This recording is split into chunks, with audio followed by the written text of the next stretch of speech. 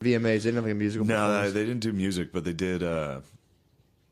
They did just show every single actor and woman being like, inspired. "Women are so powerful." Dude, as soon as Me Too happened, I called that. I can't wait for the 2080 Golden Globes when men have been oppressed for like 30 years. Mm-hmm. And then somebody takes this, a man wins and is like, "This is for all the men out there." Tom Hanks, white rapper son, dude. He'll come back and be like, did you see that geezer come out? Who?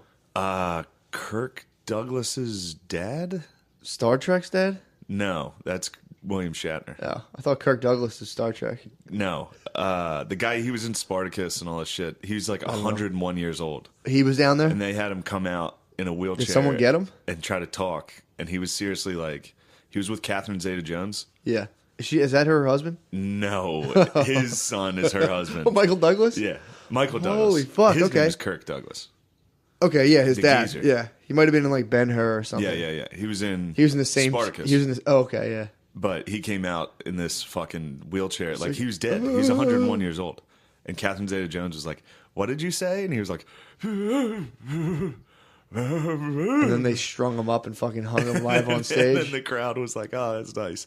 Man, it was just... But anyway, that's going to be Tom Hanks in like 30 years. Oh, yeah. They're going to bring Tom Hanks out and be like, "What do you think about men finally making a comeback?" He'd be like, "It was so powerful." Yeah, dude, and fucking Mel Gibson's gonna flip his chair over Mel and Gibson's still be on testosterone. still Like, gonna fuck him, dude. He was a bitch. We needed Mel Gibson at the Globes last night. Dude, his face, they couldn't show his face during those speeches. Dude. He didn't know he was They invited. probably had him sitting behind like a cardboard partition so no one could see his face. He had like a veil on. Dude, Mel wouldn't have laughed. He would have rushed it. He would have Kanye'd the stage Mel and like, would've fuck fucked him up. this. He'd Dude. be like, hold up. Look, Get Out was good. But Parks and Rec was the best show. No, what would he have liked? I don't know. Is there a show? Mel Gibson? Is there a show that Mel would have Daddy's Home too, dude. He would have rooted but, for his like- own shit. trying to think of a show he would have enjoyed. Peaky Blinders, dude. Yeah, true. He'd have loved the He'd Peaky have been like, Blinders. Peaky dude. Blinders was the best show this year. You guys, fuck Get Out. According fuck to This me. Is Us. I would if they were like, what was the best show? I'd be like, Peaky Blinders, dude. Right? I love Yeah. that show. It was Well, great. Peaky Blinders was probably the best. It was sick, dude. That sketch idea you have is great. Oh, just drinking like the Peaky Blinders. We actually should make it. We'll get you, me, Pope. We should. Tommy Pope would love it. It'd be so He'd funny. be jerking off to do it. That'd be so fun. Six and O'Connor. That'd be That's so, a good dude. That'd be squad for so that. fun. Just doing business and drinking fucking out. Yeah. You need the crystal server stuff, Yeah, where like they always pour liquor out of like crystal Yeah. like china. And then drink the entire bottle It's immediately. nothing, dude. It's nothing to them. And then go in and conduct very serious business after drinking. Each of them drank like a handle of whiskey. It's time for business. I have some business. It's business, isn't it, Tommy? It's time for the business. I went down to Lancashire and said, "No, I love when he goes, by order of the Oh Peaky. my god, that pisses me off every time. When he starts doing So coke, gay. No, when he starts doing coke, and the only way he can talk, he's like, "On board order." Like, dude, chill. And by orders of the Peaky Blinders. Cause we said so. It's at like a wedding, and like everything they do. The one part when they're in that gunfight, like Tommy's running through the house in a gunfight, and he's like, "Everybody, get to your." What season is this? The last season. Don't tell me. I didn't All right, see well, the he's very in a end. gunfight and he's running I through can this believe housing that, yeah. project. Yeah. And he's like, "Everybody, get to your rooms by order of the Peaky Blinders." It's like, dude, leave that part out. Just So that should have won, dude. Mel would have been like in the winter goes. Mel to. would have been, yeah. He would have tore the car up like Peaky Blinders. Mel dude. Gibson would have been like that, or like Spike TV's Weirdest Ways to Die. It would have been like that was the best show. I'm trying to think of a good. Like WWE, probably. That deserves an award. Those guys get hurt a lot. Yeah, but that shit last night had you was fired just up? so bad. Yeah, dude, as soon as that Me Too stuff happened, I'm like, I literally stopped and I was like, all right, next, whatever the next show is, it was like Golden Globes. I didn't know back then. Women are gonna fucking sweep, Yeah. and it's just gonna be like, I didn't foresee the dress code, the all black Me Too dress code. The is all black powerful. dress yeah. code was very all black powerful. Me Too dress code is powerful. But I was like, they're gonna give all the awards to women and be like, yeah, I see Hollywood likes you. And then it's Yeah, just like, I mean, it was a circle jerk. I think they're covering up the real deal. Who's that? The fucking child touchers. Oh, you think They were like, trying to Hollywood's hide doing it? what? Raping women? They're like, yeah, my bad. Sorry, won't do it again. You think they're hiding Real the thing? pedophiles? Yeah, bro. The real thing they're doing is Corey Feldman. You sound dude. like Alex Jones. I mean, dude, Alex they're definitely Jones, hiding pedos. He dude. said Trump was going to roll them up. Trump's he's full of shit. You're turning on Trump Daddy. Turn it on. Don't blow your nose into the fucking microphone, Sorry. you fucking idiot. I just forgot where I was. Trump's a fucking asshole, dude. What? He's persecuting medical marijuana in California. I instantly tapped out him. I was like, fucking fraud. Only because he claimed to be big for states' rights. And then There's probably a California... Because he's a fucking asshole, dude. Nah, there's probably he's a pure dickhead, dude. Very good reason. No, he's probably like, they don't need pot. I never smoked in my life. Yeah. Get true. it out of here. And he also knows liberals want medical. That's actually definitely like fucking no, a you power. guys- Sorry, you can't have it. Sorry. I think too. He's just being like, I think they're just ruffling feathers to be like, we're gonna come shake your little fucking tree down, and they're like, all right, we'll do this. He probably wants in the industry, and they were like, he was like, I'm gonna start shaking some things down, and people were like, dude, fucking, what do you want? Trump should have got a Golden Globe. Instead Dude, of Oprah, they should have given it to Trump for He's a genius, dude. best guy of the year. His shit was too funny. Where they were like, he got burnt in that book. Oh yeah, And he was like, I can assure you, I'm a very stable genius. Dude, it's so fucking funny. I got to see the whole speech because they might have taken him out of context. But that's still even build it up to that, being like, I'm actually very smart and I'm a very stable genius. If a reporter was probably like, yeah, this guy said you were an unstable moron. Yeah, and he was like, I'm actually a very stable genius. Sorry. Too bad. Go home to mommy. Yeah, dude, I can't stop loving Donald Trump. He's too funny, man. I mean, I do think obviously he's a fucking moron. Obviously, yeah. But I mean, I don't even think he's. He a hit moron. my red he line, just has dude. Zero respect for anything, and he just shows up and is like, "The media is gay. Sorry." Well, they're trying to figure out what to do with him now. The whole thing is like, no one can do anything. We can't have him being like, our nuclear button's bigger than yours. Yeah. It's like, they're like, dude, you can't do that. He can though. I know. He's doing it. He's doing whatever the fuck he wants. I know, you can't stop He's him. like dude. Bam Margera, dude. I really think he's just like a hardcore contrarian. He like watches polls and like 79% of Americans are in favor of legalized marijuana. He's like, no, we're not having it. Yeah, he's like Bam Margera. This is Viva la Trump, dude. Like, what am I gonna do next? Whatever the fuck I want. Sorry. It's so funny. He's just pranking everyone. He is fucking punking the entire country. Oh my god, dude! But yeah, the Globes we had. If he was there, they should have had him like at least. Oh my god, they should have had him watching the whole time like a dictator, just on thing, and his eyes just moving around. He should have come down from the rafters like Sting, just onto the stage. And like stunnered, like Buttman. He should have came down like Buttman from Howard Stern, just fucking float.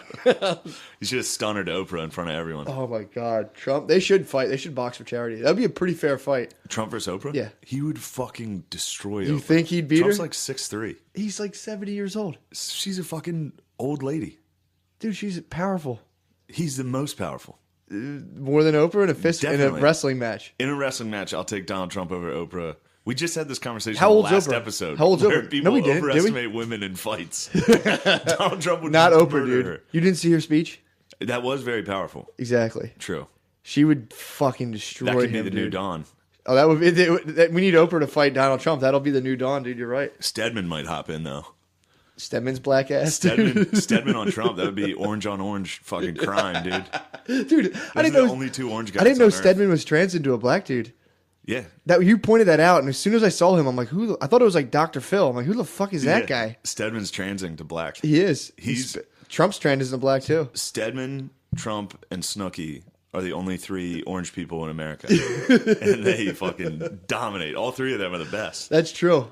If you're orange, you're fucking good. That's true. Actually, you're absolutely right. We got to start tanning more. That's why the Syracuse football team had to change their name because they're the Orange Men. Why did they have to change that? So it was racist against Indians. Oh, now really? they're just the Syracuse Orange. So there was a bunch of Trump daddy colored Indians. Trump Indians out fucking up in It must have been Syracuse, It must New have York. been crushing it, dude. Trump Indians? What are they called now? What's the Syracuse called? Just orange instead of Orange Men. Well, all right. That's, Yeah, they could have picked anything. Yeah. Yeah, that's it, dude. Think of Trump Indians. They're probably fucking. They're Dude, they the probably biggest acquired teepees. so many streams, dude. Like, give me all your pebbles. Sorry, we're gonna hit you with spears if you don't. Fuck, dude. He was calling Steve Bannon sloppy. Steve Bannon retracted his words. Steve Bannon's new nickname is Sloppy Steve Sloppy Bannon. Steve Bannon. Well, apparently he rescinded some of his stuff and was like, no, it wasn't like that. Damn. Yeah, Trump tweeted out Sloppy Steve hurt his feelings, Sloppy dude. Steve was crying on his exit when he got fired. He was crying. Oh, Sloppy dude. Steve. Sloppy Steve Bannon, dude.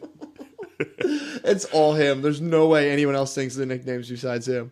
Definitely him. Or he's with like two of his dogs. They're like, who? Sloppy Steve? He's like, I like that. I'm going to use that. Who, that fucking bitch, sloppy ass Steve, dude? Tweet that out. That's a good one. He reminds me of like Warren G. Harding or like a 1930s president would be like, Sloppy Steve. Yeah. I mean, Sloppy Steve, see? He was a blubbering mess when I fired him. He acted like a real faggot.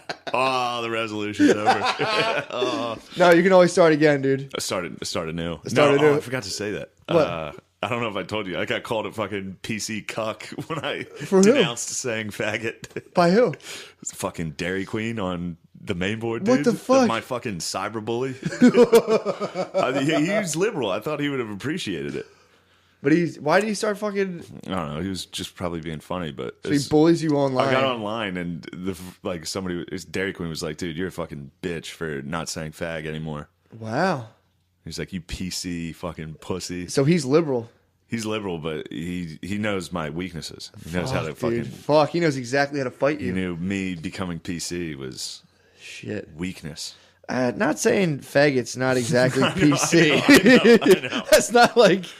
You're not going into like full cross sectionality. No, I know. That's a funny thing to call someone PC about. It's like, dude, really? You don't say that? Yeah, it's like I should probably stop saying fag so much. Whatever, you PC cuck. All right, I'll say fag again next episode. Yeah, exactly. Don't get you fired up, win. dude. That's so fucking funny. Yeah, he won. He got me to say it again immediately. No, you did it for the sake of the art. True. This is art. Hoss called you. Oh, the big Hoss, My cousin fucking fired you up. Got a phone call. I was just sitting on the couch, and I got a phone call from an unknown number. And I answer those because I think it could be a gig. So I'm always like, all right, nice. Pick it up. It's fucking McCusker's cousin calling me. He was driving. He fucking time slaved me. I was like, dude, did you listen to the podcast? You know I hate this. He was like, I'm just driving in New Jersey. What's up, dude? I was like, chilling, man. Who the fuck is this? Well, because when he said who it was the first time, the phone broke up. Okay. It was breaking up. So I didn't hear him. Yeah. So I was just talking to this guy. No idea who it was. And he was like, dude, you apologize to those fucking Asian chicks? I was like, well, I mean, kind of. He's like, fuck that shit, dude. So I was like, I didn't really apologize. I was just like, sorry, fucking didn't mean to offend you. Take it or leave it, whatever. Yeah. But he was like, nah, fuck that. It's comedy. It's fucking comedy. They knew what they were signing up for. I was like, hell yeah, dude. He was like, female comedy sucks. And I was like, fuck yeah, dude. This is we had like literally a 5-minute conversation about like Asians being great. We did the classic white guy thing of like, and I love Asians. They work hard as shit. It's like, yeah, me too, dude. I fucking love Asians. That's the only way two white guys can bond over a minority is assessing their work ethic. If it's good, they're like, yeah, they're great. I'm just sitting on the couch playing a fucking video game. Yeah, they're hard workers. I respect that. I don't work. I'll tell you what, they work their ass off. But yeah, then he got into like female comics suck. And I was like, well, some of them are like, I was like, there's some. And he was like, yeah, of course, there's a couple. And then we started naming female comics we liked. They're like white guy firing drills right now. It was. And then he was like, yeah, I like Natasha Leggero. She's pretty funny. And I was like, wait, who is this? He was like, this is Matt's cousin, Hoss. And I was like, all right, dude, I got to fucking go. Oh my god! It was great. Hoss, call me funny. Anytime. He's gonna call me when he hears this. Oh, right away! Immediately, right away, fucking faggot. Yeah. So Hoss's phone call was great. Oh my god! It's funny to get pressured from that side, like from the people that are like, "Don't fucking apologize." Oh yeah, dude, it's so funny.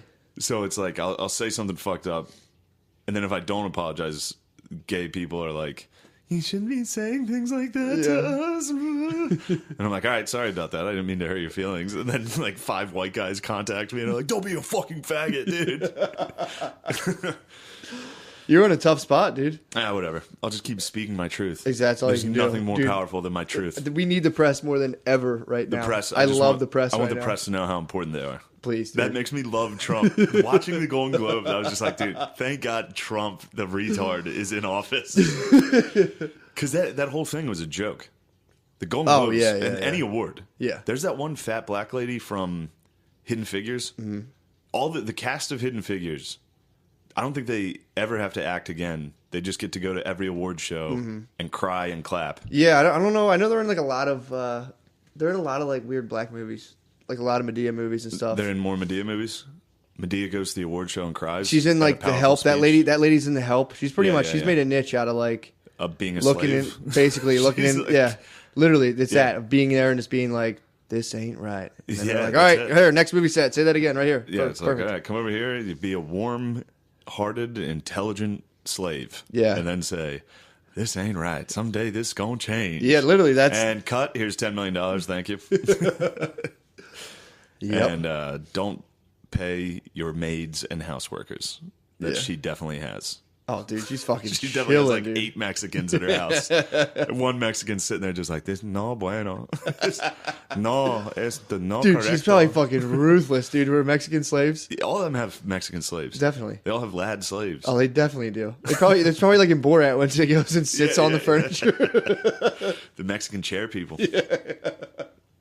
Oh man, They work hard though, dude. Those Mexican chair people work hard as hell. I love them. yeah, I love them too. Their work ethic, I dude, love their is work ethic. fucking sick. It's the only thing I care about in a race is how hard they work. This is the first thing I've done all day. Oh, just chilling, This dude. podcast. I had a fucking very heavy weekend. What happened? I used my dick, dude. Oh, you I fucked? used my dick. Yeah, I finally got some ass. I was getting some like Nice. little ass touch and go during the week. Well, were you nutting during the week? No, bro. I was Oh, still the on fuck? NoFap. I was on like a fucking however long it was NoFap. What do you mean a little ass during the week? Just get, you get the nut, but And a you little nut? shower Yeah, you ass, dude. nut. A quick one. Not that I'm Yes. not Yes. getting in there, dude. I was gonna say, dude, are you guys like hooking up and not coming? I wish, dude. That'd be the weirdest. I've thing ever. tried to be like, no, I'm good. Just like, stop. You have to finish. Yeah. I would love to just have sex and not come, but What? oh, dude, that'd be sick to hold it in like that. No, I'm talking about like in a relationship. Like it's Oh, just like hooking how up. sometimes like at the beginning of a relationship you just fool around a little. Yeah, yeah. And then nobody really Oh, nothing serious I happens. wish, dude. That's edgy It'd be now. funny as fuck to be like, yeah, I fingered her for like 10 minutes. Just stop. And That then was we it. stopped and went Yeah, back to you have to watching go. The Office. You have to go all the way after Yeah. you start living together. It's like if you get stopped at like a tit suck, it has to be like I have to take a shit. I'm like, okay, cool. I can pause it for a minute. Yeah. But if it was like that's it, I'd be like, actually, that's not true. I actually, if I see tits, I demand to suck them. Yeah, that's I'm like, fair. let me get one suck All right, on each, yeah, and but you got to I'm do talking each. about, You got to do like- each nipple. Like, let me, Yeah, suck, yeah, yeah. let me suck each one. Of course. And butt cheeks. Yeah, you gotta fucking Yeah. squeeze it and cup it. Yes. I'll like be like squeezing a cup in a butt and like sucking a titty, and then I'll go to like come around the reach around. I'll go for a reach around, and Yeah, that's you when get it's like, slapped away. that's it. Yeah. I'm like, let me just touch your pussy once. That fucking Bae Kwando, dude. That fucking karate chop down there. Yeah, that's So yeah, she finally gave me some pussy, dude. So like I'm sitting there, I'm in the bed, dude. Mm-hmm. I'm like, I got like 8 days in me, 9 days, however long it was, and I just, dude, it's so fast. I was Really? so fast, dude. It that's was good for me to embarrassing. know It was embarrassing about how dude. quickly you ejaculated. But I did one of those like a half one where like it comes out but you don't get the feeling. Yeah, So I had to go back in. that sucks. I know. Those are the worst. I know. So then I had to go back in. Oh my god, those are the worst. Dude, again, I was like, there's definitely more in me. It's So like I'm- a sneeze. It doesn't come out. It's like I'm about to sneeze, and it just doesn't. And then you're like, I got to get back in there. but dude, it was just like it was a sizable fucking dispatch. So I was like, that might have. I was like, that might have been it. So I was like, what the fuck? So I sit there and I'm like, all right, I think I got it. It's not too sensitive. So dude, it creeps right up on me again, and I was like, what the fuck? So I was getting teased all weekend for being a quick draw, dude. So, but I was begging, dude, the whole weekend. I was like, Coach, put me back in. I got to show you what I can do. Finally, I got to prove, dude. I was like, thank God. Hot story. Finally got to fucking prove it, dude. It's a great story. I had a crazy weekend. I pre-jacked with my girlfriend. No, congratulations. And you still haven't fapped. No, You have not jerked off since. swear to God. When was the last one? The last time I told you about that, I fell. So it's been like 2 weeks. Yeah. Or Oh, dude, 3. easily 2 weeks. It's at Maybe least 3 weeks. been 3. Wow. Because there was when I was sick for like a good week or so. I couldn't stop. Oh no, you jerked off for a week. Yeah, when I fell, dude, I fucking jerked off. When you get off the wagon, you fucking get off. I the fall wagon. hard, dude. I fell, tumbled, rolled, and then got back and then up. Jerked off to some training. Porn. I got back up and it was like, was there any weird porn involved? Not really. When I go All right, off good. like that, it's like I can look at. I was looking at pictures of girls in their underwear. Like I took it back to the basics. Wow. Took Yeah. it back to jerking 101. Yeah, dude. The fucking. Yeah. That's what you got to do sometimes, though. You got to get back in touch with your roots. You got to go back to the fucking basics, dude. But dude, Just the bring it back. that was the. It sucked. I haven't gotten persecuted for being a quick draw since I was like 17. I was not liking it. I never got made fun of for that, and there definitely has had to have been several quick draws. Oh, dude, I mean, if I quick draw, if I don't touch myself for a while, dude, I'm quick drawing off the Yeah. bat. I'm like Denzel, and he got game right away, dude. I'm like, but yeah, the key is I didn't sweat her for it. So That was an iconic scene. when It's he one of came, the most when iconic, Denzel, he should have won an award for that. one of the most iconic pre-jacks in all of Hollywood history. Oh, that was a funny one last night at the What? Golden Globes. Skarsgård got an award for like best supporting Game of actor. Thrones? No, Skarsgård Oh yeah, for yeah, beating yeah, his yeah. wife. for fucking his wife up. Yeah, So this whole fucking show where everyone's wearing black and everyone's like, the time is up. Stop being mean to women. He got an award? And he's like, and the best portrayal of beating a woman, Skarsgård. Yeah, that was pretty enjoyable. that's fucking sick. That was the one I stood up for. You were like, it's about time, dude. I stood up and got teary-eyed and I was like, this is powerful. Skarsgård bulldogging his wife. Just if you get a chance to watch it, Golden Globes. you've got to watch any speech. You thought that the Oprah one was the worst, probably. Yeah. When it comes to, but they did that the entire fucking night. Dude, I'm telling you, I called it. Where like if someone gives a speech, they cut to women in the audience that are like nodding, teary-eyed, and like hugging each other. It's like, dude, it's 1980. fucking It's 1984 insane. face crime. I used to is. watch the whatchamacallit, like the Democratic conventions and all that stuff, and watch people's faces and be like, man, this is weird how they're just Yeah. faking their face the whole time. That's the Oscars now. At any Yeah. point, dude, if you I'm just sure, go, I mean, it's been that way for a while, but now it's at a fever pitch. I think, yeah, exactly. I think it's ramped up. And at least before they were talking about like world hunger Yeah, and poverty, and now it's like women are stronger than you think. yeah. Well, they're gonna, it was AIDS right now. AIDS was at least a good one. I know, but I'm Stand up for saying that. it's Hollywood, so there's like Yeah. fashionable plight. So now like Yeah.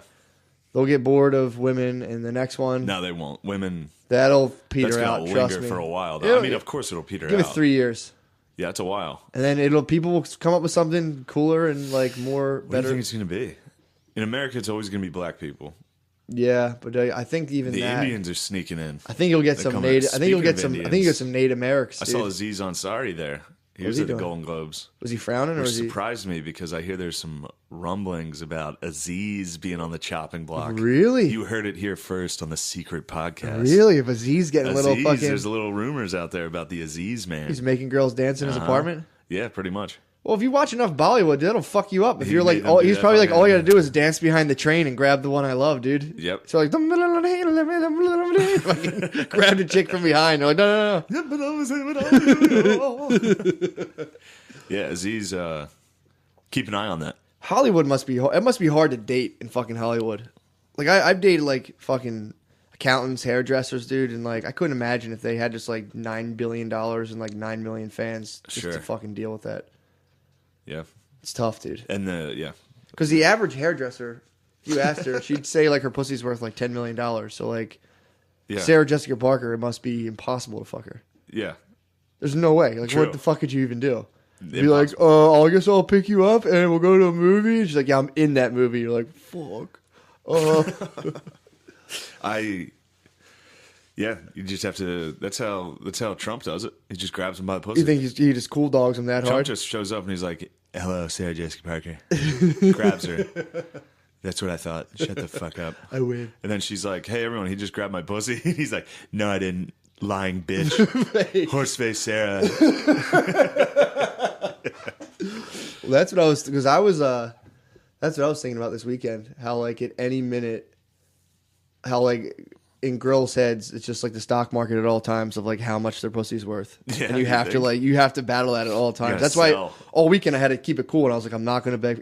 I was dying, dude. I'm Your like, I'm girlfriend not gonna sold, beg dude. pussy. She knew the market was. I had a cool dog her, dude. high. I was cool dogging her, and eventually I had to be like, hey, there's some rumors on the floor that I'm in dire need of some pussy.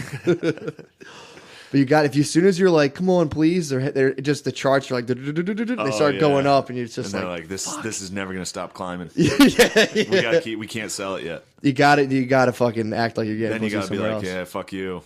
And Or then just it's be- like, yeah. oh shit, it's crashing. It's crashing. Sell. There's a run on the bank. Sell right now. That's why he's got to be like, nah, man, I'm cool. That's why you got to stop every now and Mm-hmm. again. It's halfway through, just be like, I'm good. Yeah. Dude, that's it. It literally goes to penny stocks. The pussy's is in total disarray after that. Yeah. I mean, if you're a dude and you don't come during sex, that must be devastating for a girl. Oh shit. That must suck. That's funny you mentioned that. Why? I'm not gonna name him, but he was literally just telling me that he was going through that right now In a marriage or with his girlfriend. dude? If you're He's going like, through I that can't with your, nut, and Oh, my God. she's pissed. yeah, I'd be Like, what the fucking fuck? pissed. No, fuck No, that. because if a guy's not coming, something's happening. No. Is he a porn addict? Yeah, I mean that. I'm a fucking retard, dude. I tried to whisper it to you, and the microphone's at my mouth. It was like, it's James. I'll block it out. No, fuck it. Who cares? Oh, He said he was going to talk about it eventually. really? Yeah. Well, he's a fucking porn addict, probably. Or I don't think, but you got to get a little more healthier. it's Not just, something's wrong. well, dude. I've gone down this rabbit hole myself with one girl ever, and I couldn't get my dick hard. Yeah. And once you start, if that even enters your head, Fuck. goodbye. Well, nobody knows who the fuck we're talking about. I don't think they heard that first whisper, No, but whatever. I can. Yeah, It was funny. He told me, he was like, can yeah, doctor it. she's mad. I was like, what? yeah, No, dude, you can't be mad at something like that. Can you imagine that the other way around? yeah, Of being like, you're not coming? yeah. That's what I do. You better go to the fucking doctor and fix your pussy. It's like, whoa. Yeah, exactly. And they should. That's sexism, dude. I don't fucking support No, that. dude. If a guy's not coming, It's his body. You can't that's tell him true. what to do with his body. I know. I'm telling. I know. I'm in support of it. No, you're but not. girls, I'm just saying, girls do not like because in their heads it's like, dude, people are just fucking like. Imagine if girls were chucking ropes over you all the time, and then one day they're just like, eh, and you're like, what the fuck was that? Where's the fucking How rope? often do you imagine girls chucking ropes on you, dude? I know you love those tees. I know you love tees. I fucking walked right into that. You love tees. I don't. Yeah. I was, dude. It was the darkest hour of my porn addiction. No, it was the darkest hour of my porn addiction, dude. The tees. You're on a fucking all porn leads to fucking T-ville, dude. I haven't looked at porn in 4 days. Yep, and they're calling for you. Never mind. I got one on Friday. When was this in the hotel? Yeah. Little secret mission. O'Connor came up with me I was in the Poconos all weekend. Yeah. At the Mohegan Sun Casino at the Wisecrackers Comedy Club. Fucking awesome new casino. The casino's new, so Yeah. it's like everything. The rooms That's are fucking fucking sick. tight, yeah. And O'Connor came with me, so he fell asleep during the Chiefs Titans game. Really? And I took a little shower. And I jerked off in the You bathroom. fired one up standing up, or jerked off in the you bathroom. fire up the shower and sit down? I fired up the.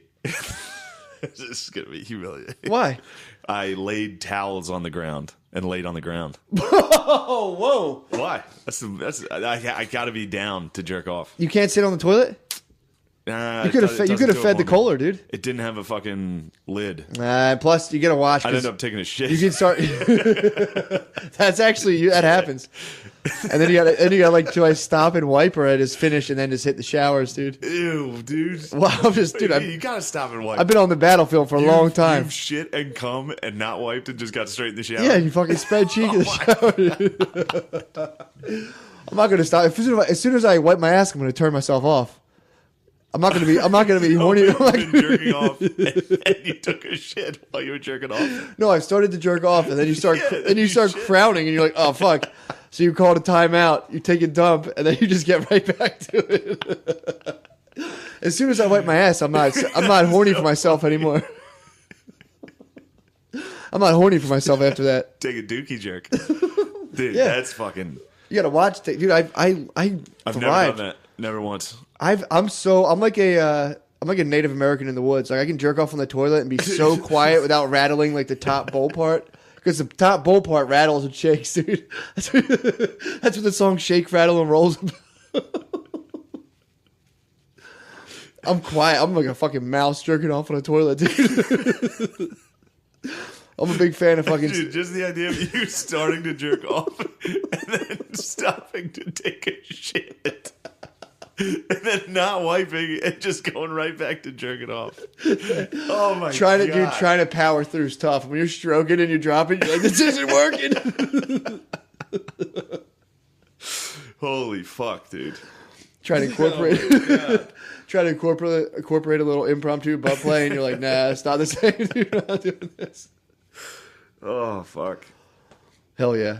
So yeah, that was an embarrassing. You snuck a little JL on the floor. I don't know, man. On the floor is fucking sensual. Well, you lay the towels down. Yeah. The fresh towels. It's a cold floor. It is cold. That's why you lay the towels down. Yeah. They block the cold. I've never laid on tile and jerked off. That's a whole other thing. I've done it a couple times. I gotta lay down. You can't even. You don't bust them standing up in the shower. No, I usually try to avoid that. It takes too long for me. It is tough. You got to squeeze the thighs. Takes too You got to long. have strong quads to jerk off standing up. Doesn't do anything to my quads. I got to squeeze my quads. Just standing. I could squeeze my quads right now and come. I couldn't. Yeah, no shit. Yeah, that was. And then I told O'Connor, like he got on stage, and then I was next. Yeah. And I told him in front of the entire audience. I was like, I jerked off in the hotel room while the last guy was asleep. How did he feel about it, and how did the audience feel about it? The audience hated it. What? Yeah, it was crazy. Why? I don't know. It was probably a little too depressing. How old were they? Standard geezer comedy club. Yeah, dude, they don't want to hear that. Yeah, that's gay in their head. You did a gay thing in their head. I got them on board with it eventually. What'd they say? But like, I opened the show with how fucking terrible my day was. You jerked off with him in the room? I was like, we got a buffet card. And so I didn't eat anything except for the buffet. That I just came to the conclusion I can't go to a buffet. Yeah. I can't. I need someone to hand me a plate. You need like this is all you get. You need a handler like gamblers have. When you get too hot, you need someone to take you out of the casino. I'm like, that meat is so good. You're gonna get banned from a casino, but just from the cafeteria. From the buff. Yeah, not like card counting. They're like, he's in here. Get him out of here. Cameras are gonna see me. It was just such a good fucking buffet. Crushed it. Of course, yeah, it's delicious. Then we went back up. Oh, I guess this was Saturday. Yeah. And then we went back up watching Titans Chiefs. Great game. What a ball game. It was a good ball game. I started to get a boner while we were laying there. You saw all that contact? He fell asleep. I saw those men bumping into each other. I was like, oh, yeah. Then but I told the audience about all this. And they said, this is mine. We literally woke up at 2 p.m. because we got drunk the night before on Friday. So we slept until fucking 2 p.m., woke up, got down to the fucking buffet at like 4. Good God. Then went back up to our room and got back in bed. I keep saying there are 2 beds. Hey, it's fine, clear. Dude. Look, it's art and entertainment. People, True. It's my truth. Exactly. It's whatever my truth is. Don't let people oppress you, dude. That'd be sick if you just Versace'd him on tour. If I killed him? No, not killed him, but or sucked his dick. Yeah, just fucking sucked his dick. I was thinking of the assassination. Who's the guy? Who's the guy in Behind the Candelabra? Yeah. What's his name? Liberace. I get the two confused. Yeah. Flamboyant gay wop. Yeah. But yeah, when I told the audience about my day, they were put off. So Connor came out of the pool in a Speedo and straddled you while you were sitting in the lounge. I sucked his butt. No. You should have used your power over him. I did use my power. So you jerked off in front of O'Connor, dude. You're fucking Louis. Technically, I Louis'd him. We were in the same hotel room. I brought him with me. No wonder people are I brought an opener. And I was like, yeah, I jerked off while he was asleep in the room. And they were all like, whoa. They're like, oh my God, we knew it. I didn't know it was actually like that. It's that prevalent in comedy. Yeah, that you did it to O'Connor. But I told O'Connor. His career's going to skyrocket. That's exactly what he said. Really? I was like, you should come forward with this. And he was like, it'd probably help my career immensely. But yeah, and then it was good. I got him back. Yeah. I was like, well, you guys don't jerk off? It was easy. Yeah, it was easy. I was like, why are you guys being weird about that? Yeah. There's nothing weird about that. It's just a jerk off. Tell me you're laying on the tile. No, I didn't tell him I was laying down. That would have been too much. I didn't want to get into too many details. These were like people like dressed up, like they were going out. I know. And I'm up there like, I pretty much ate like a fucking pig. I slept for 15 hours and then I jerked off and now I'm here. All right. We're It's going hot, off dude. It's hot. Going off the deep end here. What else you been up to? Chilling. I haven't been home. Last night was the first time I slept here, and like since we last podcast. Oh shit! I was stuck at my sister's for like 3 days. I forgot you got snowed in with them dogs. Yeah, I went over to dog sit and got stuck for 2 days in fucking Manioc. Shit, that was a nightmare. That does suck. That sucked ass. You just stuck with these 2 fucking big ass dogs. Snowed in. You were get snowed in to being the help for 2 days. I was the help. I was like something ain't right. Someday this gonna change. Mm-hmm. You were the help, dude. And then I was at the Golden Globes crying last night, clapping at Reese Witherspoon's speech. I was like, oh my god, free at last. Thank you, Reese Witherspoon. Yeah, Reese Witherspoon. Thank you, Reese Witherspoon, the millionaire. That's from what the happened. Time she was 19. All those civil rights movies and all that shit came out, and everyone was just like, "That's the coolest shit in the world." Yeah, they did well. I mean, it's a classic underdog, and now dude. It's like, it's a Hollywood. Now that we're all grown up, it's like I'm a free at last. I did it. Yeah, especially Reese, dude. It's like she was in Legally Blonde in what, like? Yeah, she's 98. She was in. Reese has been papered. She got fingered by. I'm on the edge of my seat. Andy Wahlberg. Who? Fucking Wahlberg. Mark Wahlberg. Andy Wahlberg, dude. You gotta stay off. Andy Warhol is. You gotta stay off those tile floors. That fucking froze your brain. Mark Wahlberg. Yeah, on Fear. That's what I thought. Yeah, I was like, who who the fuck else fingered That's a nice finger. You're telling One me, of the dude. top 5 cinematic fingers of all time. It might be the most, dude. The number 1 pre-jack was Denzel. Yeah. Number 1 finger might be Andy Wahlberg. Yeah, Andy Wahlberg. Do you think there's any other classic fingers? Classic fingering in Hollywood? I talked about the one time in The Other Sister when the dude fingers a girl on broken glass. That might be the quintessential finger of Hollywood. What was that about? Dude, that was when I told you about with the retarded girl or So whatever. wait, he fingered a retarded girl? I thought he did, but I was mistaken. He fingered a retarded girl's sister, but she was in the house, so the retarded girl was there. She probably smelled it. She probably smashed the fucking Great vase. smell. You think A lot of so? people don't know You think that. it's like heightened? They do. Well, they're dumb as fuck, so all their senses are heightened. I can as see fuck. that. That's why they're jacked. That's why Yeah. they fucking smell and they taste everything. That's why they love everything. That's what I love. Hand them a piece of fucking cake or little some bit of ice ham. cream. Give them some ham. They're like, this is the best ham. Oh, no. Not even a good retarded You're coming off the impersonation. reservoir, dude. Here we are. Oh, my God. 2018, my resolutions are fucked. No, they're good. You're getting back on I'm track. back. You're I back on won't track say it right again. now, dude. That's the beauty of it. Won't say it again by the end of this episode. Perfect. I got on a whole new wave right now. What's that? It's my new. I'm a systems man now. I'm all like measure my day by is my systems and my energy now. So rather than people trying to be like, you're probably goal oriented. No, obviously I'm not. You're more goal oriented. I'm not anything. I'm systems oriented. So I don't have a goal, dude. I have systems Okay. that just optimize me, and all I worry about is my energy levels. Rather than like people, you probably worry about like happiness and stuff. No. I just worry about my energy levels. Happiness is Yeah, I'm just pure energy. gone. I have no shot at it. all I don't even fuck with it, dude. Perfect. You're on the right step to joining my system, dude. I'm fucking. The only thing I am is Rust Cole and True Detective. You're a fucking. I'm just a nihilist. You're just a nihilist? Fucking sick ass. Not dude. me, dude. Me and I meditate sometimes. me and Scott Adams, dude. We're optimists and we're systems men. Yeah. It's creator of Dilbert. Yeah, I started reading his Oh book. God. You need to back off the alt right, dude. He's not. Is he the alt right? Yeah, he's like one of their. He predicted Trump. Yeah, he loves Trump. See, I always get into these guys with just their ideas are cool as fuck. Like Yeah, this you guy, get into the- his shit about systems and personal energy is, dude, it's the best. champions of the alt right. I didn't know he was. Scott Adams, they're just taking his ideas. It can happen to anyone. Yeah, but I'm sure yeah, Hitler like quoted. Nietzsche with Hitler. Yeah, exactly. But Scott Adams defends Trump. He predicted he was going to be the president because of this art of persuasion. Yeah, exactly. He thinks Trump is like the ultimate greatest persuader ever. That's a fair statement. Yeah, listen to him he gets fucking butt fucked by Sam Harris. He came on Sam Harris's podcast. Sam Harris hates Trump. Yeah, of course. So what was his beef? Scott Adams was like Trump rules, and Sam Harris was like Scott no, he doesn't. Adams insists that Trump's moves are like he's playing chess. Mm-hmm. And Sam Harris is like, no, he's a fucking idiot. and Sam Harris beats him in this. Kind of, pretty obviously. Yeah. Because Trump is kind of pretty obviously a fucking idiot. Yeah. Well, Scott Adams, if you read his book, he doesn't worry about failure. He learns from his failure. So he probably went full speed. And that's the type of stuff he says. He went full speed into it, dude. And it's like, well, what about this horrible thing Trump did? And he'll be like, that's just a failyer. Yep, exactly, dude. dude. It's like, yeah, no shit. That's Dude, well, you have to be a systems man, dude. If you're a systems man, every day Trump is playing golf.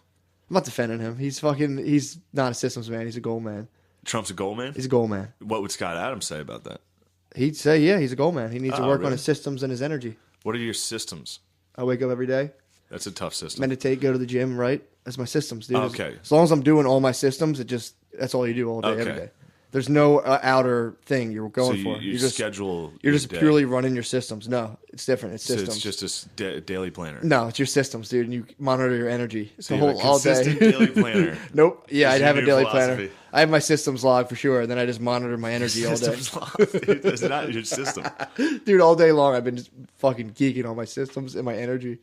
I woke up this morning, I was like, damn, dude, my energy's low. I just started the book last night, and I was like, fuck, my energy's low, dude. I need to get more energy. And How did you get energy? Just by willing more energy, just doing things that boost your energy. Meditation, writing, gym, eating a salad. My energy's fucking sky high right now. Go back to talking about shitting and jerking off. That's my energy activity too, dude. That's what I get. That's what I get charged up for. That's what it's all for. So Scott Adams, the creator of Dilbert, the Trump supporter, the Trump predictor, heavy advocate. Is he really? Yeah. Sucks. From what I heard. I mean, he went on the podcast to defend him. But that's something Scott would do. I was listening to it, cheering for Scott. Yeah, and I was like, "Come on, Scotty, make a good point." Sam Harris is a bitch. Sam Harris is a turd, dude. He's a fucking bitch. He's a jerk-off turd. Let's debate, and it's like, all right, you're gonna come on my show and debate me, and I'm gonna say Trump sucks. You're gonna say he's cool. It's like, yeah, I'll take that debate. He's a bitch. Sure. Scott Adams went in that just for the experience. Dude. Oh, He this is learned what I so want to much. talk about. What? Speaking of your heroes, Who? I watched some Jordan Peterson. Really? Yeah, well, I watched Chappelle's specials, the new ones. The first one was more stand-up, like an actual special, and the second one he does it at the Comedy Store in L.A. Okay. And he's very it's very intimate. It's a small room, and he's just kind of talking, fucking around. It's really good, most of it. Yeah. But then he just goes into these he's a fucking neo-Marxist, dude. Is he really? He's a fucking leftist, socialist motherfucker. Really? Oh, yeah. Oh, it grinded my I didn't know that. I always knew he was a stoner, but I didn't know he was like dude, he's full-on fucking yeah, it was... So did you get it? It's just like, I mean, he ends it, he talks shit, he talks shit on capitalism. He which is whatever, that's his fucking thing, but it's just funny to present socialism and and then when I listen to fucking Peterson talk about how everybody's breaking everybody else down into groups and who's the most oppressed. So I have the most power because my group's the most oppressed. And here's the difference. That's all Chappelle does. Not that he's the only one doing it, but that's his entire fucking show was yeah, women, you think you have it bad? Not as bad as black people. Yeah, that was his whole trans, thing. you think you got it bad? You guys are fucking weird. Not as bad as black people. That was what he was doing. Which is funny. Yeah, I mean, it's funny as shit. But then he was like, white people, you're too brittle. Your souls are weak. Women, you're weak. Black people were strong because of slavery. Our ancestors were stolen from our country and brought over here on boats. And the crowd's obviously silent at this point because he's like, and then we worked real hard. And then the Jim Crow laws came. And it's just yeah. Oh, fucking take it down a little. Don't talk about how you'd wish, dude. He's saying people are brittle. Shane Crow, dude. Yeah, I am fucking Shane Crow. I'll come out there. Yeah, that's crazy. He's like, you guys are weak. Here's something I'm holding on to that had nothing to do with me. Yeah, yeah, and that's... I base my entire life off of fucking slavery. Yeah, and that's true, too, it's to be well, it's also that's kind of brittle. Yeah. That's kind of a little weak of you to be like, well, things are hard for me. They're hardest for me. Yeah. And his whole thing was a response to, basically the left being like, how dare he make fun of that stuff? Of course, and he was like, I'm black, fuck you guys. And they were like... I liked that. I thought it was great. Then he called you brittle, and now, dude... No. And that's what I was thinking, too. It's funny, because I was like, they've created this world, and by they, I mean the neo-Marxists. Dude, I'm on the lookout for them. The fucking liberals. Yeah. The ultra-liberals. They've created this world where I can't say anything back to this. Like Chappelle's second special, like I literally can't be like, I can't say what I just said. Yeah. Like what I just said is considered wrong. Yeah. Like every single person would be like, yeah, you're just saying that because you're white. It's like, yeah. It's like, yeah, and because it's weird. It's a weird, incorrect statement To call an entire group weak. Yeah. And call another entire group very strong because of slavery. Yeah. It's like, he's been a millionaire since he was fucking 19. Yeah. It's like, shut the fuck up. He was raised in a suburban fucking like white neighborhood. Yeah, that's what you're saying. I mean, it's like, I don't know. It's just crazy. I hear you. It's crazy. Well, yeah. Yeah, it is like a weird to call. I mean, if you went out there and you're like, black people, you guys are fucking weak. You're brittle. It would just that'd be hilarious. That would actually be tough. Well, that'd be actually hard to say. You couldn't like say that. Even Chappelle going on and being like, trans people are weird. You're getting away with it. You're going to get away with it. Chappelle is yeah. 100% going to get away with it. Yeah. He's like, oh, I received some criticism. It's like, no, you didn't. Chappelle did? Not Yeah, he really. did. Well, just from the left. Nothing. They spazzed. But imagine you having Chappelle's Twitter. But he's higher on their own hierarchy. Yeah. On the left's hierarchy, he's black. Yes. He's higher than the trans people. But he's a man. So he's allowed to say that. Their own rules dictate that he can be like, trans people are weird, ha ha ha. And they have to listen. And they have to be like, we don't like it. They can't come for him. They can't. Well, they tried. No, they actually tried. They tried. When his first specials came out, they're like, this is ridiculous. Yeah, that's it. He's like, fuck that's off. all he gets. True. And then the 99% of the country loves it. Yeah. Including me. Yeah. By the way. When he was like, bitch-ass listener. When he was like, Shane's talking shit on Chappelle. Fuck you. Well, dude, I mean, fuck. Other comics would be. I heard a bad rumor about him fucking jerking off. Really? No, I wish. Dude. I wish. He jerked off in front of Louis. That's how Louis got the bug. But yeah, it was, I don't know, just. Yeah, you got to just fucking take it, dude. You got to sit and be a good boy. Well, you and know what? That's probably why Scott Adams is alt-right. I didn't realize that. In his book, he hits 2 different diversity ceilings at 2 different companies. That's why he started Dilbert. He was like moving up in a bank, and they were like, hey, we can't promote any more white guys. And he was like, fuck, and switch to another company, and the same thing happened. He just like, fucking, I'm writing Dilbert. Fuck this. So now he's getting his fucking, he's probably been cooking over that for a while, dude. He came back to give y'all what for? He's probably been stewing on that. I didn't even think about that. He's probably fucking pretty stoked on Trump right now. I'm saying this thing wrong. What? And it's bothering me. Saying the what wrong? Chappelle thing. What about it? It's just like... He called you brittle and you got sad. It's no big deal. Yeah, exactly. No, but like coming back, not just that, the entire thing was like... It's just... They put you in a position, and by they, again, the neo-Marxists. Yeah. It's just like where no matter what I say, there's an answer for it. Yeah. Even though it doesn't have to be logic. They can just be like, well, that's not your experience, so you don't know. Yeah. Or like, and then they'll tell you your experience and be like, this is what your experience it's just, is. So I'm watching the Chappelle thing, and I'm like, this gets... The second one wasn't that much comedy as much as it was like him... Yeah. Hitting the fucking microphone against his knee and being like, white people suck. Yeah. And it's like, that's not hard to say anymore. Dude, shut the fuck up and let me finish. You just have to go full bore, dude. You have to transcend the fucking bowl cuts. It's just not impressive to be on stage now and be like, white people suck. Yeah. It's like, dude, that's the easiest thing you can do. It's been done, yeah, exactly. That's what everyone's doing right now. Yeah, but imagine right now if everyone was like, dude, all you gotta do is make fun of Asians. You'd have a solid fucking hour, dude. Everyone's like, all you gotta do is just make fun of Asians. The whole country loves it, dude. I wouldn't do it, dude. Yeah, I would never do it. I'd be up there, dude, right now. I'd be fucking moonwalking in a leather suit right now. Just like, hey, what's up, mama? Oh, I'm very sorry. I'd like an unwanted Margaret Cho, dude. That'd be my whole thing. I'm like, and my Asian powerful. parents. She don't even mention her name, dude. Her stuff. I love her stuff. She's like Beetlejuice. I only like her stuff because I love when she does an Asian voice. I'm like, you like Margaret Cho. Hilarious. Damn, that's garbage. What's garbage? My fucking take on the Chappelle thing. You're fucking brittle, dude. I'm fucking brittle about that. No, it's just such a funny fucking contradiction. Yeah, it is funny. Like, you guys are brittle and weak. Yeah. And it's like, because of slavery, I'm tough. Yeah. Thanks a lot, guys. You ruined it. Yeah, that's fucking weird. You still holding on to that, you brittle fucking pussy? That's what you got. That's your stance, dude. You just have to hold on to it. Yeah, fuck it. Yeah. Yeah. Just got to fucking hold on to him, dude. Aziz, dude. Aziz think he's fucking coming down? The chopping block. What we talking? This is a little bird told me. What are we talking? little birdie leapies told me that I don't know. Apparently, he was just bringing chicks back to his place, unbeknownst to them. What? They'd be like, hop in the car. We're going to this next party. And he would just take them straight to his apartment. Maybe he was having a party at his house. I'm just saying that's enough. No, oh yeah, that could have been it. Sign me up, bro. I'll be your defense attorney. He was saying he was having a party, and then he would bring chicks there, and there would be no one else there. Party or 2 or 3, dude. Yeah, classic disease. Was he checking their like caste systems This and is stuff? Purely speculation. I already believe it. He's Yeah. fried, dude. But that doesn't seem bad. By today's standards, that's rape. Telling a girl exactly, being like, But- even just, It's just a weird move. I'm having a party, going to the house. He's like, oh, it's just me. Oh God. Yikes, dude. Yeah, that's bad. Hit you with clown voice, That's dude. real bad. Hey, you want a drink or something? Ugh, that's gross. Ooh.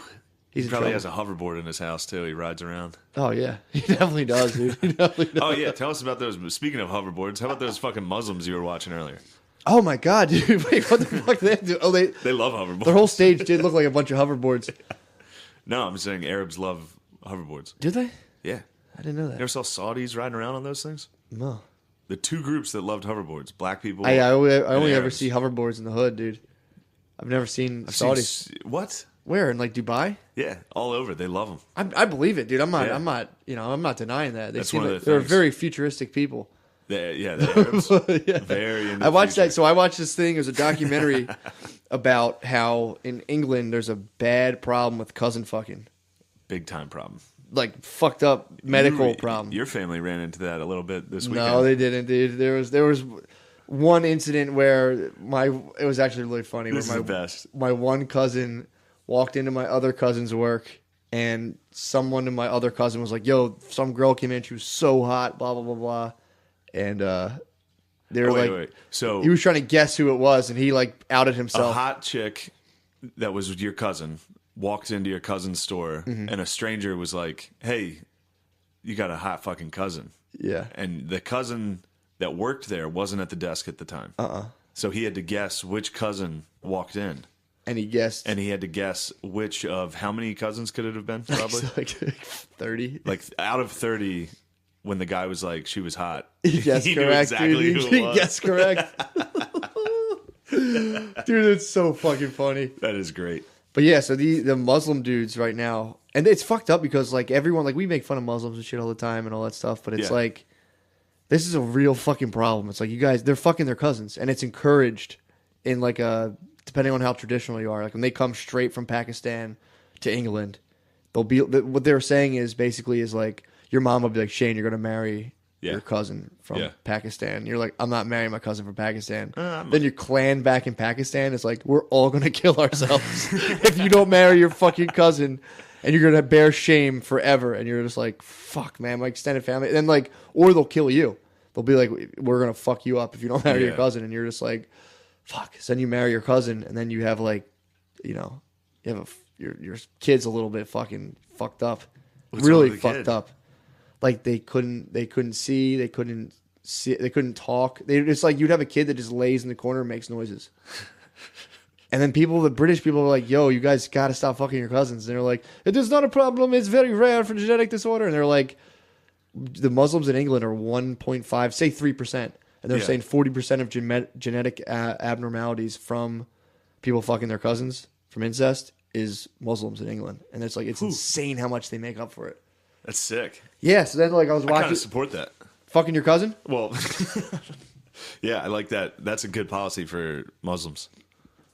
Well, it was fuck funny your because I cousin. was watching the documentary and there was a lady was asking like the Muslim dudes like, so what's the big fuss about marrying your cousin? Why not like second like anything else but a first cousin? They're like, the feeling of love is very close and strong, unlike anything else within family, and it's good that keeps the family tight and together. And it's like, dude, and the guys are coming on being like, my parents were cousins. All me and my brothers and sisters are healthy, and it's like, okay, dude, you guys are the fucking like, Yeah. that doesn't mean you should go do it. Yeah. I like jumped off a cliff and was like, I was fine. I fucking if I Sure. like miraculously landed in a creek. Yeah. I mean, it'd be like playing Russian roulette. I mean, I pulled the trigger and I'm fine. I was fine. It's That's like, well, how. yeah, you still have a 1 in so 6 I chance. watched the other thing, and the guy was just like, he asked the fucking like grand fucking poobah whatever. He was like, Yeah. people are saying that it's bad, basically, to fuck your cousin, and there's medical communities being like it's dangerous. What do you say to that? And he was like, it is bad to have sex with the brother and sister. Cousin, very negligible. It's like the guy's like, yeah, well, I get that it's worse, but it's still bad, right? And he was like, it's very negligible, very small chance. Is it anyway? Next question. And then he starts talking about like eating red meat, and he's like, how the Quran, there's like, the whole point was if the Quran was all knowing, why would it allow people to fuck their cousins? And he was just saying like, you can fuck your cousins. He's like, well, the Quran actually forbids you from fucking your brother, sister, or aunt or uncle. Yeah. But your cousin, very negligible, very small chance. And the dude busted. Classic Quran. That's something they got to come to grips with, man. I was watching all these guys, all the older, the younger people will stop it probably. Unless you have a hot cousin. Slowly, exactly, dude. Then you can do Sharia law on Can your you hot imagine cousin. your cousin that was typing that on Facebook if he happened to be paired up with that hot cousin? Well, he could have petitioned in Sharia law. He'd be all in. He'd be like, "That's Sharia law that we're together." Imagine that's probably where all clan infighting comes from. Probably. Whoever calls dibs on the hot cousin, everyone's just like, "No, she's my cousin. I've loved her forever. I love her like 1,000 suns of all the moons." They got to knock that off, man. Muslims need to stop fucking their cousins. Yeah, well, stop fucking and marrying. What else do they need to knock off? Pretty much, that's at the top of their list right now. You think that's the top of the list? Yeah. What about some of the other stuff the Muslims are up to? Well, here's the thing. A lot of the bad stuff probably stems from people fucking their cousins. Having retards. You do 3 Oh, that was the other thing in the whatchamacallit. There apparently Allah said that like you're allowed to fuck your cousin for like 3 generations. You're allowed to do like mom, dad, cousins, mom, dad, cousins. Then you got to cool it down. You got to cool down the genome. You got to like take a step back and stop fucking your cousin for a minute, and then you can dive back That's in. Impressive. For him to have that awareness at that point. Well, they had to have known back then. Yeah, like true. Keep having retarded like it kids. turns out we're giving birth to these kids. Back then, dude, they're probably just fucking kids without ears and punting shit. them, dude. They're probably punting them back then, dude. What do you mean? Dude, like they were in Allah's time. Yeah. You had a fucked up kid. You kicked that thing in the creek. What if they didn't have a creek? Fucking. Because they're on the desert, dude. They're in Saudi Arabia. Booted that thing into the in the sand trap, dude. I just tossed that thing. True. They probably literally were like, and chucked it. Yeah. I was listening to a thing about hunter-gatherers and how, I forget what they were called.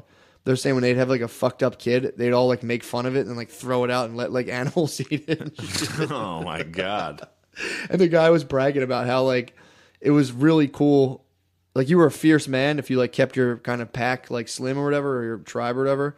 So when like ladies would get too old, you sneak up behind them for sport and like snap their necks and like throw them down. And he's like, the women feared me very much. Where was this? Oh, I forget. It was in I was just listening to this thing. That's a good tradition. It wasn't too long ago. It was if you're born with a birth defect, instant death, people would just like laugh at how weird you looked and then killed you.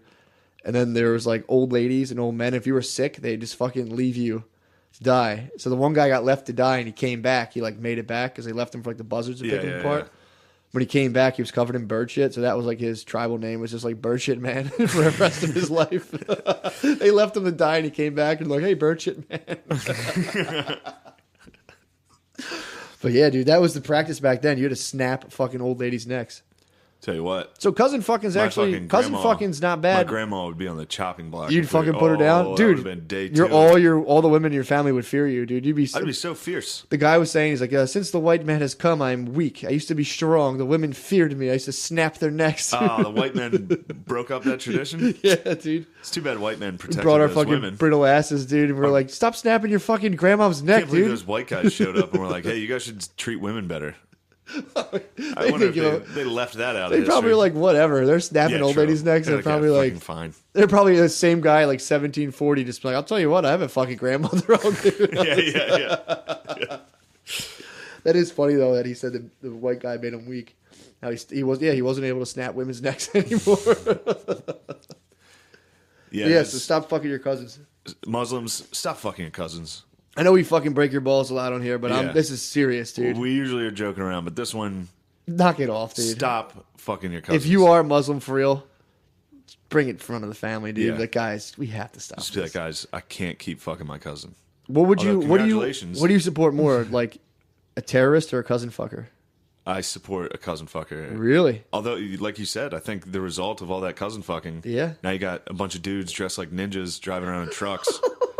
You gave birth to a litter of morons. That'll do it, man. I'm telling you. If you got We people need on to the cut people's fucking heads off. because my thing, even if you get a little bit of the cousin Yeah. squirrel in your genome, dude, you might be like, you know what, dude? You know what? We need to read this old book and then throw some gay dudes off the roof. Yep. So you got to knock that off. So It's we funny to stopped think of fucking that. our white people had to stop fucking our cousins. Yeah. We used to fuck our cousins. We knocked it off. Yeah. It sucks. It's But you got to do it. It's hard, man. It's hard. But You I'm gotta here. suppress those I'm gonna start a rages. Muslim hotline. I'd be like, but my cousin is so hot, bro. I'd be like, I know, dude. I know your cousin's hot as fuck. You haven't seen her in a while. Double hot. I get it, dude. But you can't fuck her. Can I at least butt fuck her? Probably not, dude. You can't butt fuck. I'm sorry. It's tough. I do have a cousin that butt fucked my other cousin, but You have a cousin that butt fucked your other cousin? Oh my god, dude. I can't even say anything else. I'm kidding. No, you have I'm to. kidding. Come on, dude. Who cares? There's no way I can describe this. Was it Hoss? No, fuck no. Did Hoss get butt fucked? I can't, dude. Did Ajax butt I'm fuck gonna get Hoss? sued. I'm gonna get me too'd. There's been incidents, dude. I just put it that way. Yeah. I'm not far There's removed. been incidents in my family, too. We're sitting here condemning Muslims, dude. We're both in our family. A lot of powerful families deal with this, dude. A lot of cousin in fucking. I have a friend. I think I said this before on the podcast. What's My that? one friend's cousin went for their other cousin, and then like I remember being like, "What the fuck's up with those two?" And he's like, "Tried fucking her, she wouldn't do it, so now he's like real mean to her." He fucking got drunk at a family party and like was like, "Come on, what's up with us?" And she's like, "Ew, dude, we're cousins." Ever since he was like, "Fuck her, she's a bitch." He converted to Islam immediately. Yeah, that's. Oh yeah, so no more of that, dude. What else you got going on? Your cousin butt fucked your other cousin? I can't even explain the dynamics without giving away the two identities. True. Don't worry about that. But there was a butt fucking. There was an involved. incident, It dude. ended in There a was butt an incident, dude. There was an incident. All right, but tell me, did the incident end in an actual My butt cousin fucking? butt fucked my other cousin, dude. Why would I lie on that in this day and age? Maybe to appeal to our Muslim listeners, dude. Yeah, that's it's a fucking bomb. That's a fucking bomb drop of It information. just came out of me, dude. Yeah, that's the fucking Golden Globes, baby. Yeah, they'll do it, man. You want to talk about neo-Marxism infesting America? God, that shit was painful to watch. You laughing at that cousin butt fucking? That's great. Oh, it's so funny. I forgot about that till now. It was like a weird technicality where we were talking about before, where it's not Yeah. like it's not like But they butt fucked, and that news came out. That sucks. yeah. I think I pressed that out of him. Like, what you guys do? What'd you guys do? He It's fucking hit me like- we butt fucked. We did happen to butt fuck. Inshallah. We butt fuck. Oh my god. I can't. What the fuck, my cousin? Oh my god. I should play a clip of that dude fucking just being like, they said this is negligible. This is very negligible. We can butt fuck. That's probably what your cousin said to your cousin. She was like, wouldn't our kids be fucked up? And he was probably like, very negligible. Oh my god. Isn't very negligible. What else you got? I just love the idea of ISIS being the result of that. Just years of cousin fucking. Just like white, basically the equivalent of like, you know how like, you're around like retarded white trash? yeah. And just like, like you. Like you out in the woods, like hitting shit with rocks.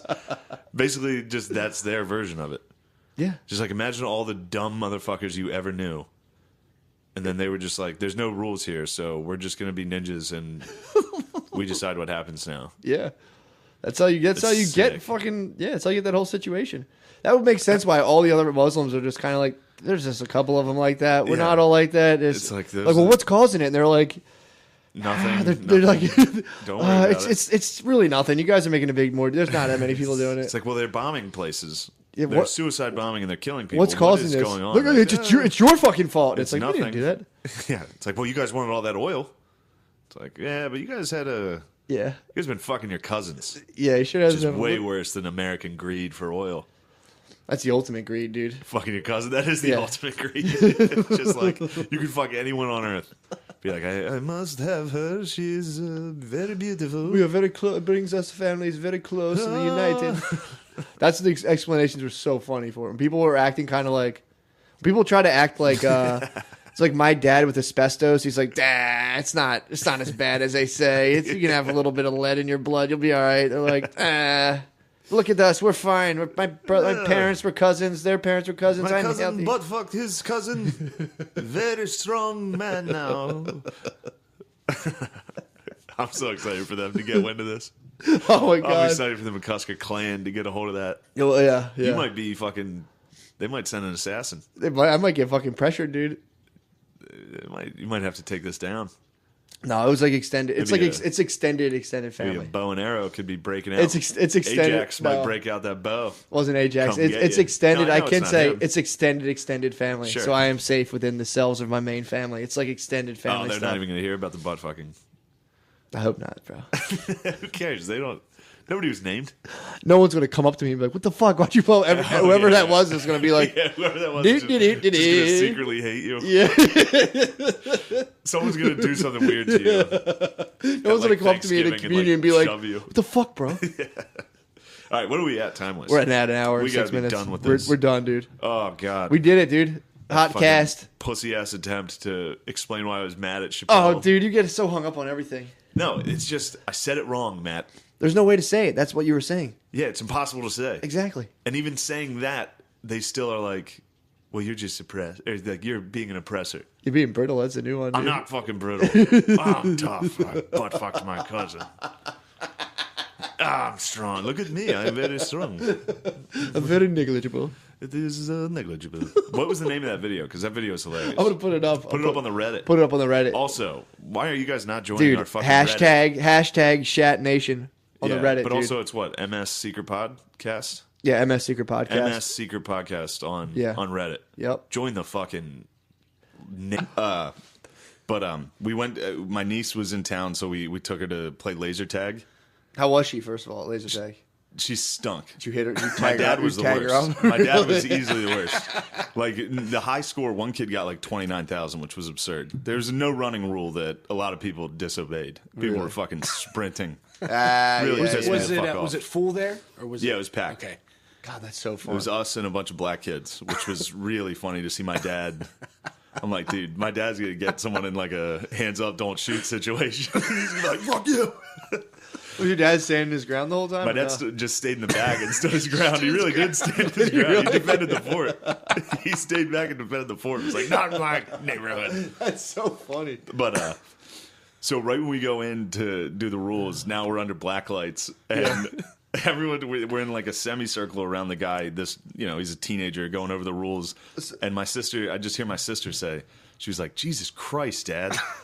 And pointed at his crotch. And under the black light, my dad's jeans, his dick was just, it was fluorescent. Like, it was lighting up the room how much fucking, I don't know what it is. It can't be cum.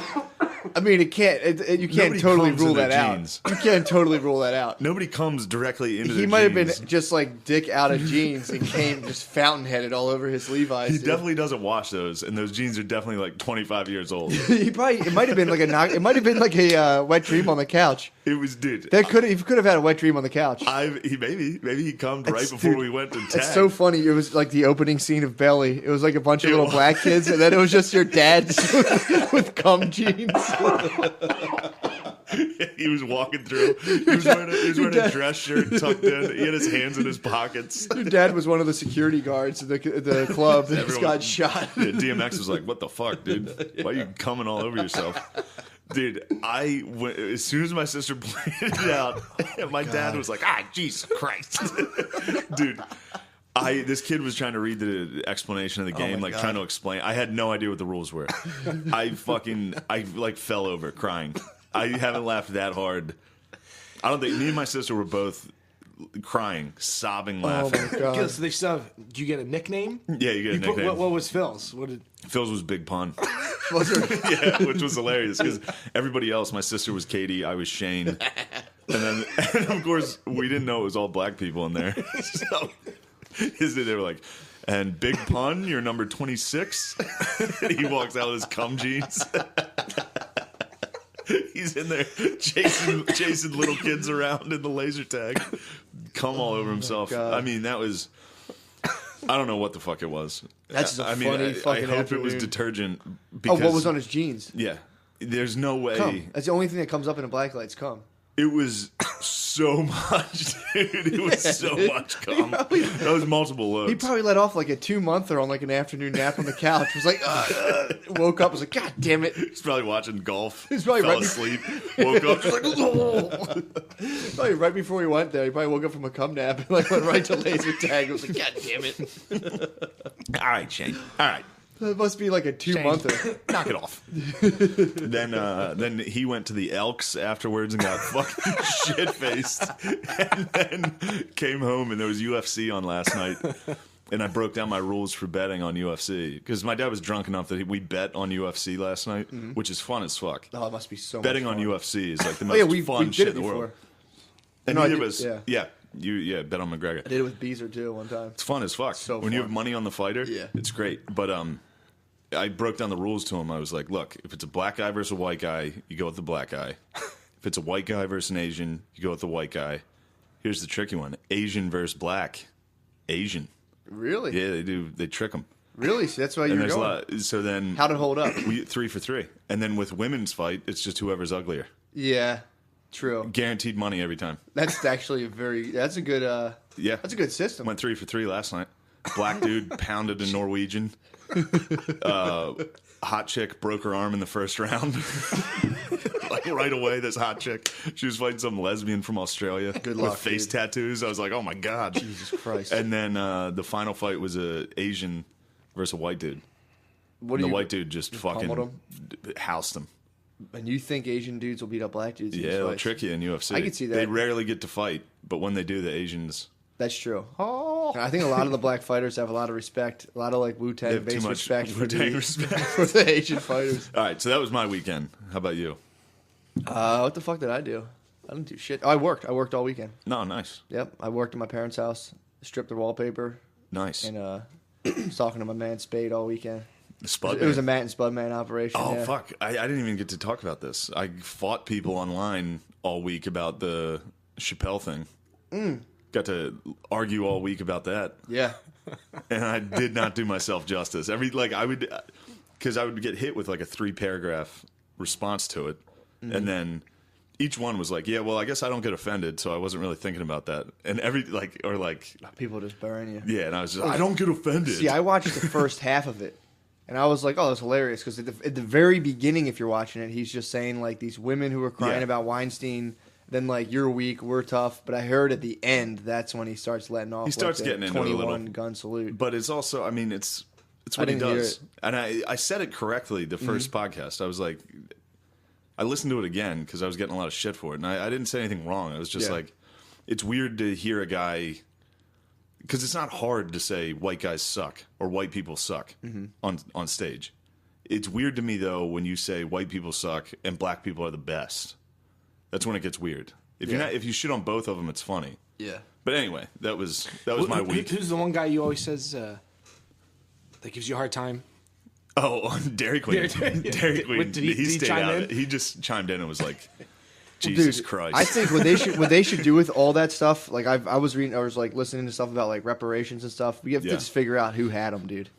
Who had slaves? Who had the slaves? Yeah, we figure out. Just go down. They should be like an Ancestry.com thing, and it's like Norwegian, English. Yep. You also had them. Like fuck, dude. Yep. If you have a big if you have a big inheritance and they found out you had them, you got to cough it up. Cough it up. That way, it's all out in the open. It's but like, bro, I didn't have them. Then you got to ancestry the black people and find out who were slaves.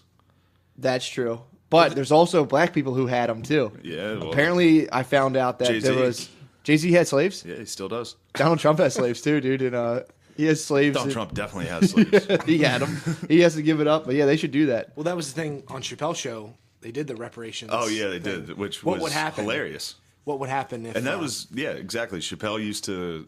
One thing that made Chappelle's show so funny was he would make fun of black people and...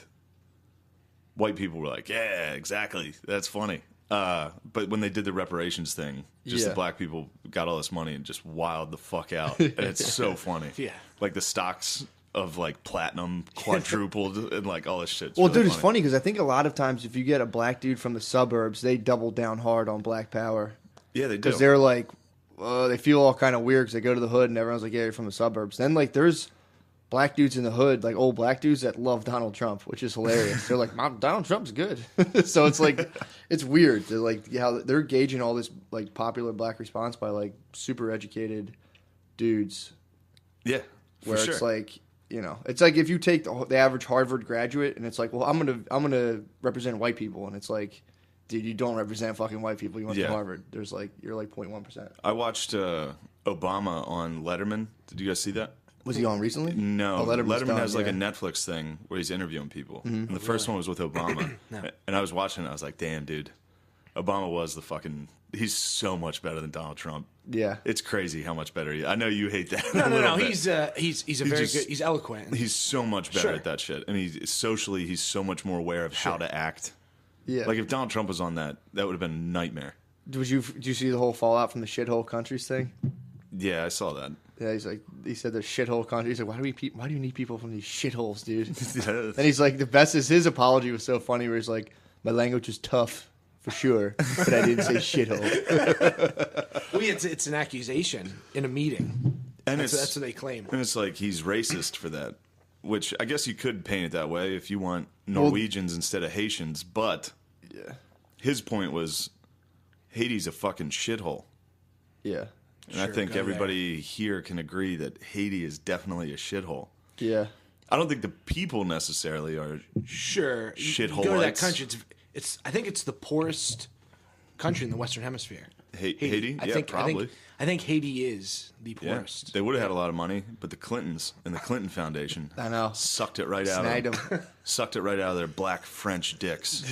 Well, they're going to Canada now. And now, like, because Trudeau's super, like, liberal, everyone come in here, and now Canada's like facing the reality of being like, fuck, we can't have everyone in here. Yeah, they're now and it's starting to grow like the same thing as Brexit, where you get those, they can be Canadians, dude, but they fire up those deep fucking white jeans, and they're just like, dude. They're like, oh, we're so nice. Oh, it's funny how Trudeau, in here, gang. They're having to have to be like, oh, sorry, buddy, we can't have all of you guys. In fact, you get your head chopped off. Sorry about that, pal. Here you go. We'll ride you out in a horse. They like, ride him out in a horse and like, well, here's where we leave you. Thank you. Come back though. Please come back. If the prince doesn't cut your head off. That's how the Muslims got up into Ottawa. Remember that rap group? I'm a Muslim man. Yeah. They were up in Ottawa, dude. True. A couple of Muzzies chilling in Ottawa. That's odd. Yeah, I'm fired up. All those fucking Sens fans must be like, what in the heck? Well, I don't know. It's such a weird dynamic because they're like the hardcore French Canadians. Are they like? I feel like they kind of just fire off. They're not really worried about how they look. Yeah, I think there's two different distinctions. There's like the French, you would say, educated. Then there's the, or so to speak, you have the everyday, hardworking Canadian, like the Midwestern United States. Yeah. It's more Republican, and then you have New York City or L.A. I think Canada's a lot like that. Whoa, so the French are like the cosmopolitans? Definitely. Like the more French areas. Yeah, French liberals in fucking Montreal. I think that's what it's like. Okay. Yeah, I didn't know if they were like way more hardcore, just kind of like fuck Muslims. The French, no. Canadians. I don't know. Like blue collar, and then more like New York City or LA. I think you go out to like Saskatchewan, and then they're like, we got to get rid of these Muslims, eh? I don't know what the dynamic is. I know there is just a bunch of weird French people. I definitely have no idea what the dynamic is. I think they're all double agents. I always imagine them as like real sneaky double agents. All right. So let's get to the real thing. We brought Dano down here. So first off, I don't think I ever asked you why didn't you become a priest? So it's a great question, and it's probably the question maybe that I get asked the most, or that is the most interesting, maybe. Yeah.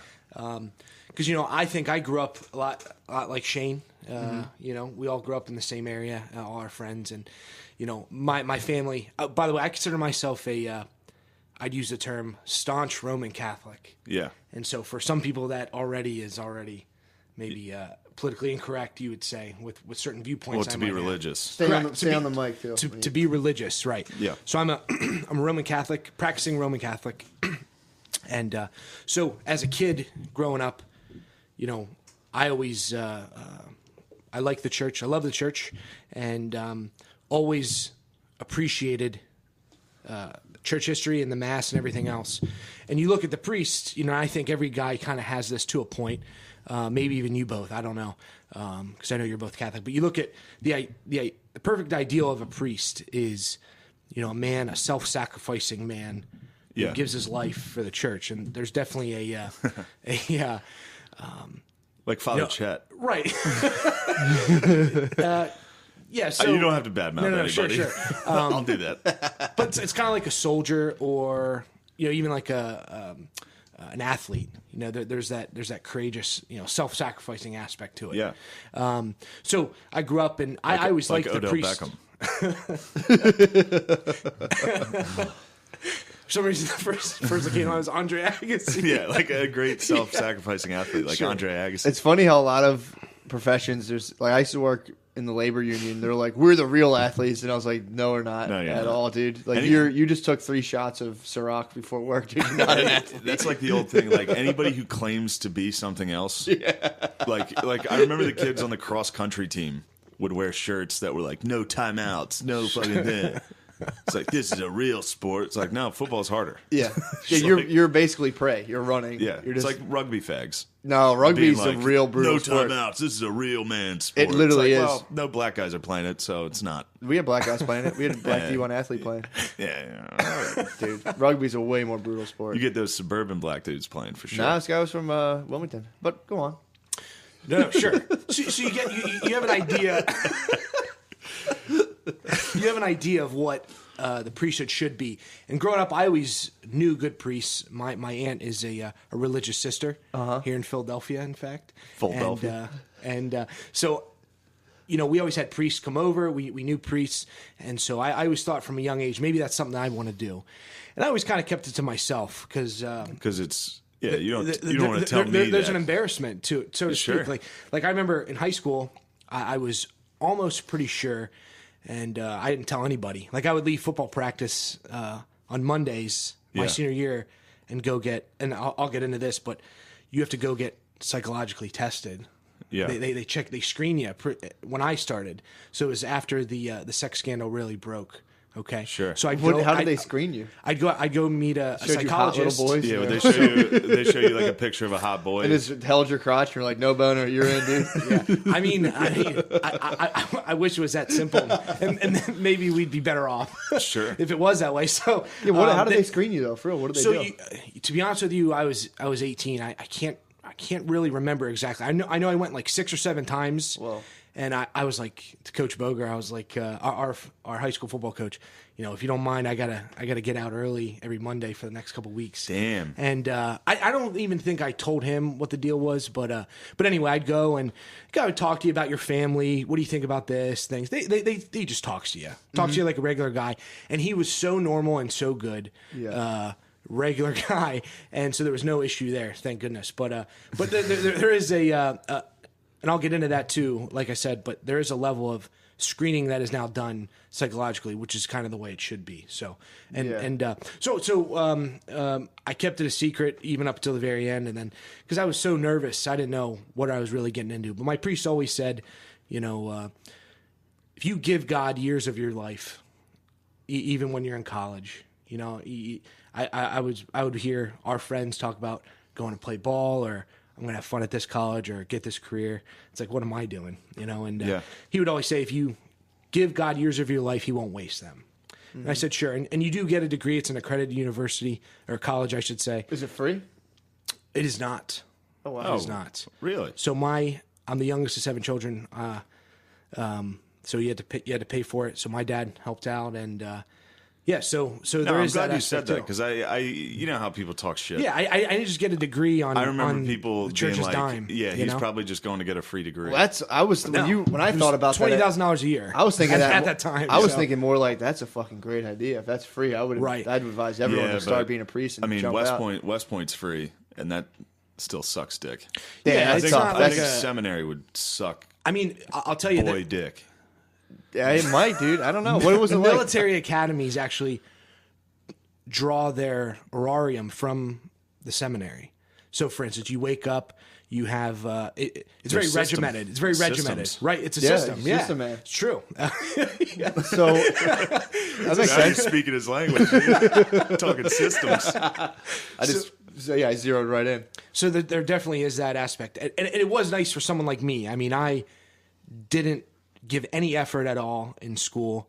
I mean, I just goofed around with our buddies. I don't think I was a bad kid in any way, Yeah. but No. you know, I mean, how early into it are they like no jerking off? Is that like day one orientation? I was just asking him that. Yeah, I went so- over to his house for dinner. Really? Earlier this Yeah, how do they weekend. patrol that? So Is this no? Everyone's on NoFap. right, and, So it's like the real world. And so the church's teaching is everyone's on NoFap. The entire world should be, right? If Okay. that makes sense. Should so be. so Yep. He might slip up. So it's like You know, the real you're- world, like 5 guys who don't come live together. What happened? 150 men live in one place. yeah, and that's and My that's dad was on NoFap. That's what happened. What? He was on He NoFap. fucking That's why he split fucking his- wet dreams hard. Right before laser tag, dude. I can't believe you put big pun on it I know. on a name tag. He didn't. He definitely would. He would never do that. His handle is the Gov. The The governor, So funny, dude. yeah. And then that and Nick Eddy. Those are his 2 betting gambling handles. Nick Eddy played basketball at Notre Dame in like the 70s. So is that his golden tee That's avatar? dude, all that. Yeah, so Loves take Nick us Eddy. through. I am curious about this though. So you just rolled So up. I went in. I joined. You know, you go in at in August, just like it's a regular academic year. Yeah. Okay, and so you go there, and you know the first thing I even knew this going in, and this gave me the most hesitation. And it's not to make myself seem like I'm special in any way, but there were a lot of guys not like me, not like us. You would say, like Shane and I growing up, and like you, Matt. Yeah. You know, I'd And say there I was, keep cutting you off, but we've had that conversation a lot where I had the same thing at West Point. Like right when I got there, I was like, oh, fuck, I'm not like any of these fucking guys. What were they like? Well, they kind of trick you a little bit because they take you, like for me, when I was getting recruited there, you would go out, like on a visit, you go get fucked up and like get drunk and Yeah, party, yeah. and it's like, sick, yeah, this is awesome. and then you get there and they are all, I mean, they were doing exactly what they should have been doing. They were fucking gung-ho about it. They were all like, let's fucking go. and they're smart. Yeah, and they were all smart. They were dorks too. Right. A lot of them were dorks. They're all smart. They were smart, and they were all in on being at West Point and being in the military. And I was, like, I think I've said this before, but like at boot camp the first day, I was like fucking around, and I was talking to the guy next to me while we were standing against this wall, and a drill sergeant heard it and was like, "Who the fuck is talking?" And the guy next to me was like, "He is." He fucking ratted me out right Oh, away, and I was sucks. like, "Dude, you are a fucking bitch." That's a bad sign. Yeah, dude. it was, the whole time was rough. So what was it like at the? At the seminary? Yeah. So it's tougher to explain in this sense, but you go in and so there's 150 guys, just about. I would say there's a handful of guys that remind me of anyone I've ever known growing up. Yeah. So you got a lot of guys are very bright too. Everyone there is very smart most of the time. I would say there's a lot of guys maybe who are like softer, quieter, and kind of nerdy. I'd say. You have that going in, so you have a lot of guys are not like you, and that already is like making me nervous. You're saying a lot of like soft, wormy looking dudes. yeah, a lot of guys that A lot of touchers. Probably didn't have friends at all in high True. school. Probably So- yeah. never drank a beer. Probably correct. Yeah. virgins. That's the best way to explain it. Yeah. No so, faps. So, for instance, I remember guys would come up to me and say, incels, dude. we'd be in class, and then afterward, you you leave, and some guy would come up and be like, something, I just want to let you know that what you said in class really offended me. And it was like, I had no idea. In you know. preschool, they're busting this out on you. Yeah, guys are real sensitive in a lot of ways. So, Yeah. yeah, it's just like some guys. I remember being like masculinity. Oftentimes, is an issue. I think it's an issue in the church today, as well as it is our country. I could argue. So anyway, Oh, boy. so you can get into it. But the So you were making the seminary great again. I wouldn't say that at all. I would say there's a lot of guys in there that, to be very masculine, oftentimes made you different from some guys that they wouldn't even want to look at you or approach you. Yeah. Okay, It's so like going to an open mic. I mean, there you go. like doing It's a lot alike. Yeah. in all sure. seriousness, how many of these dudes you think were gay who were in the seminary? Who were I don't know for sure, but I would say you might have been giving them the butterflies, dude. no. That's the thing. They hate you. What? Yeah. What do you mean? So I would say guys, and especially guys I've met outside the seminary too. I would say people who tend to be have homosexual orientation. Yeah. Ew. Don't like they don't like you. I mean, I guess there is an attraction with some, but I would say the way you are is not. I don't know if it's challenging them in any way, but I think it is a distaste for them. They shy away from it. Do you think it's like incels when they see hot women? Or just kind of like fucking I don't think anybody knows what incels Yeah, are. you didn't watch a thing. Involuntary celibates, yeah. Yeah. Yeah, if you guys didn't do your homework, that's I your watched fucking it too. problem. Yep. Oh, you After watched it? Nice. Shane and I talked about it, I watched it. So you had basically... So these guys were hating on you because you were just ramping up the masculinity. and it's a very small percentage, I would Yeah. say. But at the same time, like, not everyone's going to like you. You're around together all the time. You don't leave. Mm-hmm. You know, and people may not like my personality to begin with. I mean, not everyone's going to What like were you to talking begin about with. that would like get these dudes so... I can't remember that exact instance, but it was definitely like, so you go to college. So I have a college degree. Mm-hmm. Okay. And so the major's philosophy. So you take so many credits, you take science, math, you know, all those things. So it's a bachelor's of philosophy is what I have. Bachelor's of arts in philosophy. Yeah. Is the degree I actually have. Mm-hmm. Okay. But then as time goes on, major seminary, so that's 4 years, that's college. And then major seminary is theology, where it's more focused on church, everything with the church and how things go, okay? The last couple years are more practical, you would say, where you prepare to be a priest physically. Yeah. Now, the whole time, mind you, it's all about how to... You learn about everything about the church. I mean, you learn what a priest is like, how to live like, you know, what it's going to be like. Yeah. And that's where, you know, from day one, you come in. Oh, so you got checked out by the psychologist. You get background clear. The first thing you do is you get background checked, right? What's a no-go for a priest? Like, what kind of stuff? If you get, like, underage drinking, is that fine? That's the thing. You probably had underage, right? Yeah. So, so I was... Okay, that's fine. So the big problem with me was...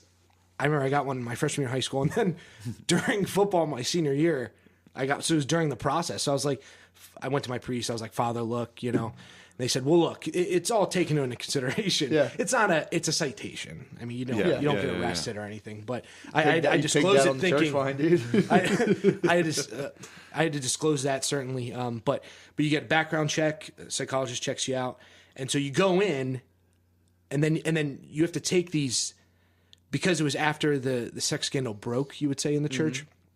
So the church is trying to correct that. And I would say maybe not the best ways, in my opinion, but I would say they are making efforts. So we'd have to go to these courses, like child abuse. And it was they're the worst. Like, God these dudes damn. just don't know they're molesting kids. They're like, I watch a that's what video, that's and it's like generic, too. It's meant for like anybody. Like, you're going to coach sports. Everyone in the diocese has to take those. So if you interact with children in any way, like I coached Pee Wee football for my hometown Catholic school, and you have to do the same kind of thing. Well, this one was more in depth, so we'd have to go to these Saturday 3-hour video. Oh, it was terrible. You'd get a guy on there who was, I mean, it's not funny, but he's like, looks like an alcoholic, unshaven, like, who was a truck driver, who was like a mall Santa. Yeah. At like a skating rink. Like, it's like all the stereotypical. Yeah. And he's like unshaven. And it's this guy talking about how he abused 500 kids over the course of his life. And it's like, he was a truck driver? Yeah. And it's like, is this what I am? Like, he looked like a drunk Steve Bannon. Like a Santa outfit. It was Sloppier like, Steve? Yeah. It was like, He was a bad Santa, dude. Yeah. So you're sitting there and it makes you feel guilty almost. For what? Well, you have to sit through these child abuse courses. It's like, is this what I am? You know, I'm just like a regular guy trying to figure it out, and yet I'm confronted with this. So, and it's not to blame anybody, but at the same, I see what you're saying. It'd be like a police officer having to watch like police brutality, police brutality every day, and it's like, wait, I'm not doing that. Sure, and then you go out, and some people, you know you're in Philadelphia. They have a tough time. They've had a tough time with with the church and sexual abuse. And so, you know, What do you mean by a tough time? the archdiocese has had They had a lot. many priests accused and convicted. How many do you of- think were guilty? I don't know any of the numbers. Oh, okay. But I know morale is very low in Philadelphia. Morale is low. I mean, Philadelphia's dude, a tough. Boston, You Philly, remind me of when they're- I tried to become a realtor and the real estate market bottomed out. Literally, that's what happened. I was like, being a realtor was sick, and I was like, oh fuck, the market bottomed out. But if I joined a job and then like it's like, oh yeah, a lot of these guys are molesters, I'd be like, oh fuck. Yeah. So I would be worried about that. I'd be like, mean, man, they better I- not think I'm a fucking molester. So the whole thing though is, you know, the church saying, okay, well, we got to comply legally. We want to fix this. We're showing everything we can. Yeah. And so the state says, okay, we'll do these things. Like a program's gonna. Yeah. The bottom line is, if you're a celibate man, and this is my opinion, and I think this is accurate. Okay. Okay. If you are not having sexual relations with a woman or deprived of that in any way, automatically you don't get attracted to kids. I mean, Okay. you know, if you're a married man, you're meant to be faithful to your spouse. Okay. And there's times in a marriage where you don't have sex, maybe for years, perhaps. You know, let's say your wife's pregnant, you're older, all heard these different that. things, right? I did it. Yeah, So yeah. what do you do? Oh, that kid's looking good. That's not how it is. You know what I No. mean? I think the bottom line is there's a core issue with that person, and they are not right. I mean, to be sexually attracted to a child is not normal. Yeah, so you're clearly. saying it's not a result of the celibacy vow. Not at all. right. Not at all. I think it's Isn't the guys Francis, that are in. Isn't Francis trying to get priests to get married? So the celibacy in the church is what's known as a discipline, okay? And there's so the Catholic Church is made up of many rites or traditions. Yeah. Roman Catholic being the biggest and just one of them though. There's Yeah. Ambrosian Coptic, like your Yeah. he's What's- Orthodox. How but- many times do you get caught having sex as a priest before they're like, dude, get out? Well, that's the thing. I mean, it. I will say this. I'm sorry to Go totally ahead. Go ahead. but I've seen a lot of priests, and it doesn't seem like it's that hard of a discipline for them to be celibate. And that's the other thing. You don't I think a so? lot of those ugly boys. So it I don't Dude, think you it's still real. wanna come, though. I attracts don't a think certain they're type beating of off guy, chicks with perhaps. a stick. Right. I don't know. Now Preacher man, dude. I will say, there are. I mean, I've heard many stories from priests about women stalking them or coming after them, Yeah. and they look It's because they're on the mic, dude. right, Exactly. and they're untouchable. You would say, Yeah. So let's say a woman who's having marital issues, whose husband's a bad guy, Dude, you're getting me comes hard. in, Baby. You're literally getting me hard. I'm Stop. hard as fuck. No, You're go ahead, talking please. comes in, talking and then about- and then you counsel her and you show her Your dick. compassion or compassion and like and sincerity. Yep. And then she doesn't get that at home. Well, there's an emotional attraction. Yep. So you have to distinguish those things. So sometimes when there's an attraction, it's not love. It's an attraction. You know? Yeah. Yeah, so, yeah. so priests have to deal with that certainly, and that's why you have to have a strong prayer life and Jesus, yeah, and you back need that to off. have definitely boundaries, especially more than ever. Like the other thing was the other part of those courses you had to go through. Half of it was don't get accused of this, and here's how not to. Don't what go were the any. steps? Don't have a kid in a a room closed by door yourself. by yourself. Yeah. No, seriously. That's a good rule. Don't have a window in your door if you have to close a door. Things like that. Yeah. Don't ever be alone with a youth and an adult, because all it takes is someone to accuse you. Yeah, you don't yeah. have to be. I mean, the two things I've heard recently of a priest, and obviously I won't say them, and it's not a public thing and shouldn't be, but there was a priest, a well-known priest, whom everyone loved, who's an older man. He was in his 60s, 70s, and was in the sacristy before mass and told like a 17-year-old kid he had a nice haircut. And the kid told his parents, and the parents accused this priest of Trying to sexual, start it up. Yeah. it being inappropriate, and it went all the way. I think legal action was taken and was thrown out. But regardless, it's like, I mean, what do you do at this point? And I then don't there know, was yeah. another story about a guy who was a seminarian and was a teenage girl at a fax machine said that she felt he was being inappropriate with her, And it's like there were like 10 people around. I don't know. You're just talking, and this guy is the harmless kid. He's a kid, and there's a girl that he's probably just talking to her. He's at a parish. She doesn't know anybody. He told her she had a nice haircut, dude. Yeah, right. I mean, you ever like, put your tits on the copier? oh my gosh. Yeah, man. So there's that. I mean, the whole thing is you got to have witnesses, things like that, and that is a big part of it. Because that happened. I was at the state. I was working for the state when the Sandusky thing happened. And all the laws that came out after that of like if you're going to teach or coach or anything like that, it was the same thing. It was like you're not allowed to be in the room one-on-one. Yeah. Which is it sucks, but it's kind of necessary. No, it makes perfect sense. And like even now, like don't for you guys, for me, for anybody, you have to follow those same guidelines. Yeah. Just with the priest, it's heightened scrutiny. Yeah. Now, I just deserved heightened. Exactly. And that happened to me recently. I was during Christmas. I went to my girlfriend's family in Chicago, and I was at her cousin's house, and her little cousin's like 7. He's like, "You want to play Wii with me?" He's like, "It's in my room," and I was like, I'm like, "Yeah, you should ask your parents, bro." I was like, "I'm not just gonna go in there." So they're like, "Yeah, go play with them." Then he was like, "Let's play Michael Jackson." There's like Michael Jackson experience. I was like, "Dude, my God, let's play Wii Sports, bro." I'm not playing the Michael Jackson experience with you right now. Oh my God, it's terrible. It was funny when I was in Spain when I was leaving. One of the students came up, and it was a little girl. Yeah, she's probably in like 3rd grade. She was like, "I'm gonna miss you. Here's my email." Yeah, and I was like, "Oh, perfect." I didn't even think about it. And then another teacher was like, "What the fuck are you doing with that?" And I was like, "Oh fuck, dude, I didn't even think about that." Yeah, take it. Get this shit away from me, dude. Out of here, dude. And that's the other thing. I know priests experience this, and even I did to a point. But there's some people who love priests and for good reason, and their kids come up and give you a hug.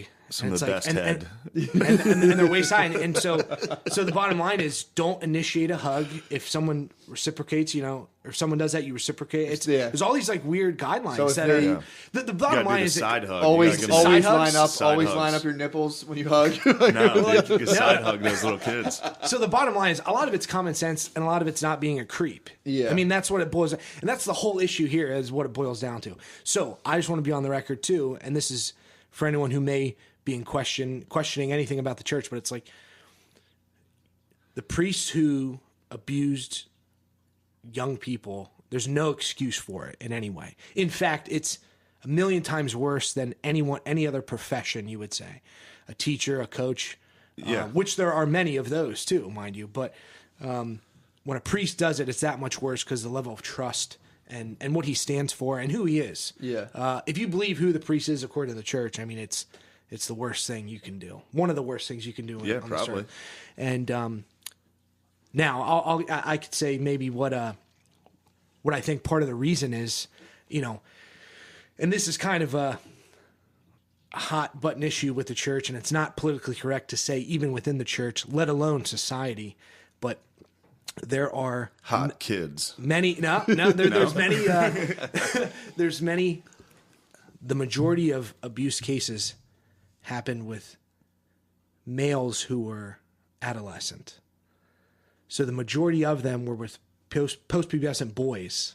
Okay, so it borders on the line of homosexuality. It's not pedophilia. Correct. It's whatever that term is. There's a technical term. Oh, so they're saying they're abusing like 17-year-old boys? Well, yeah, like the whole thing is there's grass on the field and they're playing ball. Right, and even if and let's say the kid's let's say there was like a 5-year-old kid. The fact that you are touching a child, there is a homosexual action in that because he is a male. Does that make sense? Yeah. But, I mean, granted, you're in the left field. You're in like another world of crazy. But yeah, you're saying that it was gayness. But most of the cases, from what I understand, which isn't talked about, was the gays. Most were boys that had gone through puberty. So if the kid is jacked. It was a case of jacked kids. Yeah, like going camp, like these weird priests who's a weirdo, taking teenage boys camping. You know what I mean? Like things like that. Like that's insane. It's still That's a tough qualifier to be like. Well, some of the boys were 16. It's like yeah. And also, it's you're right. It's not. But it's different. It's a different thing. It's not PC because the church, you guys don't have the best relationship with the homosexuals. No, and it looks like you're kind of like, It's not us, it's the gays within our ranks. Exactly. And the evil gays continue. Sure. And here's my thing with that, and I understand how that could be perceived. You're right. I hear what you're saying, because the kids, it's not pedophilia if the kid's not, if he's past puberty. Mm-hmm. By what it's called that something is. else. Yeah, I forget what it is. It's called being fucking gay, dude. Don't bring that shit around. Well, no, here. if you're 16, it's still statutory rape. Of course, gay statutory rape. Legally, it's but yeah. Yeah, so it's a tough thing. No, dude. And like, are there homosexual priests with the orientation? Definitely. I'm pretty sure like every I'd priest say like 40%. Yeah. Well, there's an old joke. This is kind of off color, but it's like, well, if the church got rid of all the gay priests, who would say mass? True. Like there was I remember hearing that. But and then beating the fuck out of whoever said that to you, dude. You're like, I'm not gay. Dude. Well, that's the thing. It's like, and then you go to the seminary, and there's guys that give off all the typical homosexual characteristics. Like what? Right? Like they love show tunes. they go to Broadway shows. They're just. So you were the young pope, dude. They're extremely effeminate, and effeminacy according to our standards is a lack of character. Woo! So you could say that. Goddamn Catholic Church is nutty. I mean, I don't know. The way I think about it always is, and I always thought about it, and I still do. There's a lot of similarities between being a father and a priest, and there's not. That's part of the reason why we call a priest father. But a father of a family can't be this soft guy, that's maybe has more selfish tendency. You need to be selfless, sacrificing. And so those characters come down. I mean, you think about who are the most self-sacrificing people. It's not to say that homosexual people with that attraction can't be that, but you know what I mean? There's a certain like lay your life on the line type of deal. Like a father of a family has to... Like Harvey Milk. Oh my gosh. He laid it all on the line. Well, so how are they going to get all the gay people out of the church? Out of the church? I mean, we don't get gay people out of the church. I mean, what you say, what I would say is, let me go back to when I was entering the seminary. So there's church documents that say these things too. Not all the things I'm gay. saying. Psalms 14:5. Psalm 69, dude. There's a document after the sex scandal, Pope John Paul, and I think he caught a lot of heat for this. He would say, those with deeply rooted homosexual tendencies should not be admitted into the seminary. Okay, so the Latin term is gravitas they use on the document. That means deeply rooted tendency. So nice. So let's say you had, if you had you thought you were gay at one time, and I don't know, that's not it's like a phase. Are they asking these questions in the interview? Or are they like, yeah. Do they try to sugarcoat that at all? Like, are they less blatant? I can't remember. Because if I was gay at one point, and then I was trying to become a priest, and they're like, "You ever think about sucking dicks, dongs?" I'd be like, "What? No way, dude." I mean, like I said, it's what I only love pussies. I mean, it's an awkward thing because you can't be like you're around people. You're like pretty sure these guys are gay, but yeah. The other thing that comes into play is the church is all about authority. So Christ and the apostles. And they had authority, and so and they were the tradition is they were celibate themselves, and that's where the tradition comes from. Christ was celibate, the apostles were, and so forth. Okay, now the church gives that to their priests, where other rites do not. So the Coptic Christians can marry. Now there's a distinction to be made. Bishops always have to be celibate because it's you more closely resemble Christ. So the higher up you are, the less you can come. Right, so there's no comment. I mean, if you put it that way, we call it gravitas. But if you want to be a dick about it, yeah. That's awesome. So, I don't know. I lost my train of thought. But the bottom line is, I lost my train of thought. That's all right. You're saying the higher up you go, the more is expected, basically. Yeah, I mean, the priest is meant to resemble Christ. And so Christ was a celibate man. Now, the priest has intimacy, you would say. So he has relationships. People call him father. I mean, that's an intimate term, you would say. Yeah. Mother, sister, brother, father. And so by not having to be in an intimate relationship with a woman, he's instead able to be a part of every relationship. So that's a practical aspect. Yeah. And theologically too. I mean, there's many reasons why the church supports that. Well, they'll quit too. If you have a kid, you're like, well, fuck this. I'm just gonna get a job. Well, that's the thing. It's like, oh, my kid's sick, or do you say Matt? It's like, it's kind of because the priesthood's conflict of interest. The priesthood's a vocation, not a job. Yeah. So it's a state of life. So there's married life. Yeah, you're a shepherd of, and one of the sheep can't be your fucking kid. Correct. Or you'd That's only the thing. care about that sheep. So even in the East, But you there's gotta fuck some other sheep. in the other churches, they do draw a line where it's not. You're not as much. They acknowledge that it's not. Celibacy is favored. Let's put it that way. It's more favorable to be celibate. In Catholicism, in any sacramental, so the Orthodox, Catholic, any of the rites that what entail. about Protestants? So Protestants is a whole different deal. You They fucking have hate nothing. Protestants, don't you? You can't say hate. I think they're in error. Hell yeah. Say. I think they're wrong. I think they're wrong I think they're wrong on the grounds, and there's historical and traditional. And How long were you in the seminary for? I was in a total of 6 years. How many times did you come? Oh, that's a tough, That's a 6. every year, yeah.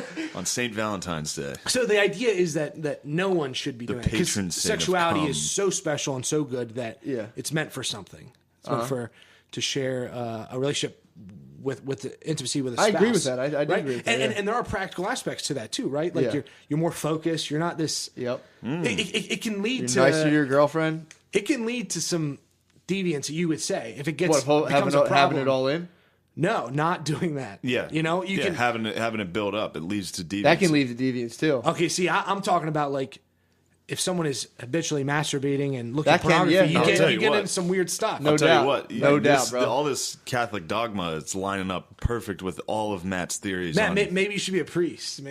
I would Maybe kill it as a priest. I can't be a man of the cloth though. You'd have to fix everything. You'd be good. I think it's for you. It's true. Here's a question, because I was just thinking of Matt being a priest. Now, you're allowed to drink a little bit as a priest, right? Being hammered is wrong. So for the priest, he's a public person, Yeah. but the same rules apply, so to speak. The church teaches. I mean, first of all, the Jesus churches, drank. Yeah, Christ drank. Christ is known for Sipping either on some teaching wine. people or going to parties. That's all he did. Mm-hmm. Okay, you Yeah. could say in the scriptures, and it's explicitly he made water into wine, right? At a Kind of wedding. sounds like a dickhead, actually. Anybody that I know that's like, hey, this is how you should live, and then all he does is go to parties, Party I'd be like, time. all right, string his ass up. Well, I mean, the parties were, teaching in and Yeah, I of got you. themselves. I'm not- But yeah, He wasn't going to raves. Hookers, Sure. dude. It might He have been. was. He had some hookers. He was like, yeah, we need more wine. We need Let's more turn bread. the fuck up. people accused him of that, though. He was a drunkard and a womanizer. Is that what the Romans and the Jews said? Yeah. There's a lot of accusations. here's one. that he You- hung out with prostitutes and drunks. Yeah. Yeah, if Right? you're if And you're gam- if you're and- fucking and- if you're in the tax barber shop, collectors? dude, you're No, more likely to get a if I haircut. did that, people would not like it, but Jesus did it. It was, If I was chill, it just was chill back then. Chilling with drunkards and hookers all day. Yeah, so I'm That would saying, be frowned upon. if you're in the barber shop, dude, you're going to See, get a haircut, this is man. lining up to your dogma again, though. What? Hookers. This isn't my chill Veritas. with some hookers? It's not my Veritas, dude. Or my Gravitas. My Gravitas. No, My I'm, dad launched a fucking gravitas into those dungarees. But so you disagree strongly with the Protestants, but you're cool with the Jews. You think the Jews are all right, right? I mean, here's the thing. I would say there's two different ways to look at it. I mean, Protestants are Christian in error.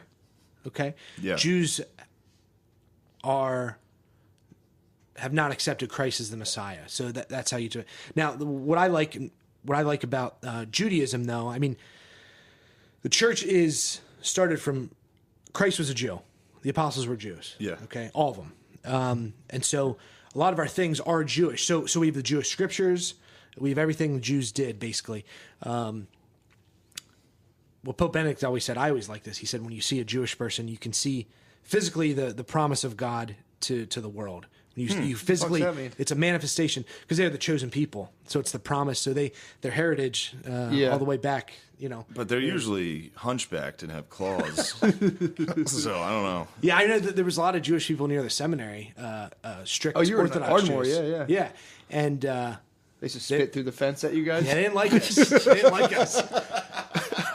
It was like Space Invaders. It was you guys tough. had old Jews crashing into the fence of the seminary. The seminary was kind of wild. You had like a wealthy neighborhood. You had Orthodox Jews. You had West Philly. Yeah. And then you had college kids in the seminary. It was like a complete mix all at one spot. Like a sitcom. It was wild. That is pretty nuts. The only difference is we didn't really get out much. So. Yeah, then there's just a mansion of dudes holding in cum. It's just a gated off area where dudes are like, oh, fuck. What stinks is like, what was hard for me was you'd be around guys maybe that aren't like you, and then and it's tough. You're trying to figure everything out, and I love the seminary. I did, and I have a lot of still good friends, both who are priests and who are not priests. But then you'd leave, and we'd go home on Thanksgiving break, and I'd go to a party, and you'd show your ass, and like I'd be like, "This is fun," and people would treat me the same. Gillis is gonna treat me the same way. Nothing changed. And I would give you shit. Oh sure, but whatever. That's the other thing. I can't tell you how many times people called me a pedophile or whatever. Yeah, that would sting, man. I'd like hate how that. many times I could hate say that. and you just say. No, I'm not. But I do that to you Penn You State say, fans. nah, you are. I know I am, but I know what I am, but you Yeah. are, whatever the thing is. I know I am, but whatever you are. What do you think? I mean, I predict the Catholic Church is going to go into a period of remission for like 500 years. We definitely are. You could argue on the decline in many ways. So now the church has been in rough shape throughout its history in many different areas. I mean, every historical time brings its own challenges, you would say. It's looked pretty bad before. It's looked pretty bad. I think there's a Protestant author, I forget, in England, and they hate the church, always have. And there's an adage, the funeral pyre for the church has always been ready, and the whole world's been circled, and everyone's ready to go many, many times, but somehow the match doesn't get lit. It never, for some reason, the church has always seemed like it's backed into a corner. It somehow always makes it out. Sure. Yeah. But there definitely is a more unique time, and people are. And it's almost a good thing in a certain sense because that kind of straighten things out a little bit, maybe. Sure. That Sam Harris Shapiro podcast I was telling you about. Yeah. Because they were talking about Judeo-Christian virtues and like free will and all this shit. But one thing Sam Harris was talking about, and it's kind of interesting, is like modern, like religion was always able to geographically stay in regions because they didn't really talk to the outside world. So they're like, yeah, we're Hindu, we're right. Right. Yeah, we're Catholic, we're right. We're Muslim. Hello, and they're gonna kill you and be like, "No, you're Muslim." But now that we've got the internet and globalization and all that, like, I mean, travel, everybody like, now you're starting to be like, "Wait, are these guys right?" Sure. It's like, what about like, Yeah.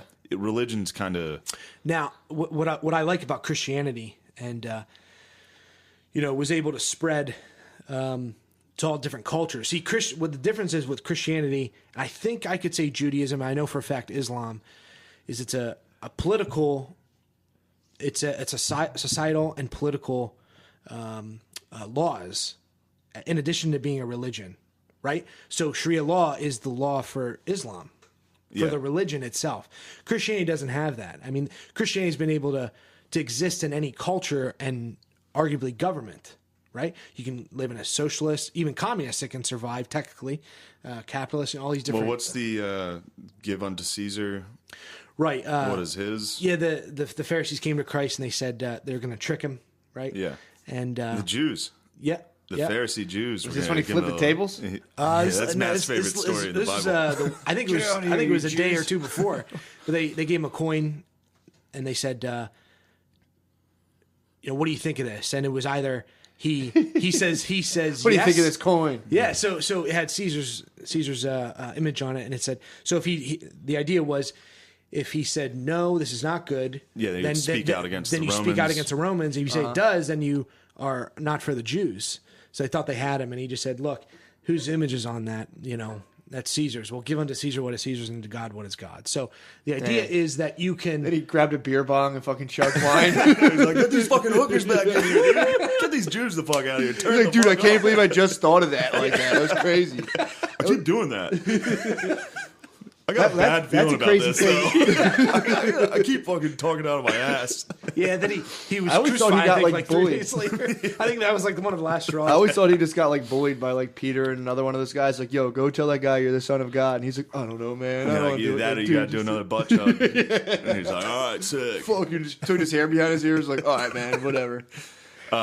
So the idea is that you can. It's just to pay your taxes, right? And you can be Christian and you can respect the state. Correct, absolutely. Whereas Islam can't exist in a democratic society. Saying that you can't have a government other than Islam. Right? Technically speaking, yeah. So that's their belief system, and there is a law system entwined with Islamic culture. I mean, so that's why you go to Saudi Arabia, and there's no booze, right? Because that's what Islam says. Well, that's their laws, right? Where now Catholic Christianity has certainly influenced laws, and we would say for the better. For instance, the church started university, so learning, you would say. So every college basically comes from the church. Where? In America, or the university system as we know it comes from the church, from the Middle Ages. Wow.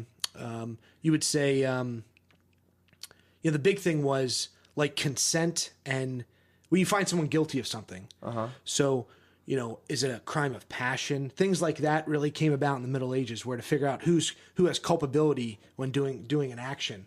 So it's kind of interesting in a lot of ways. So you're saying the world's legal system comes from the Western culture is extremely is from what we would say. Some people coin the term. I think it's nice. Athens and Jerusalem. So that's what they're talking about. Reason influenced by faith. Yeah. So don't kill people. Why? Well, you can see on a natural level it's bad, and then if you take another aspect, there's faith involved. So that person has rights from God. Well, it makes it even that much worse. You know what I mean? So on that level, it makes things. That's where we have our Western laws.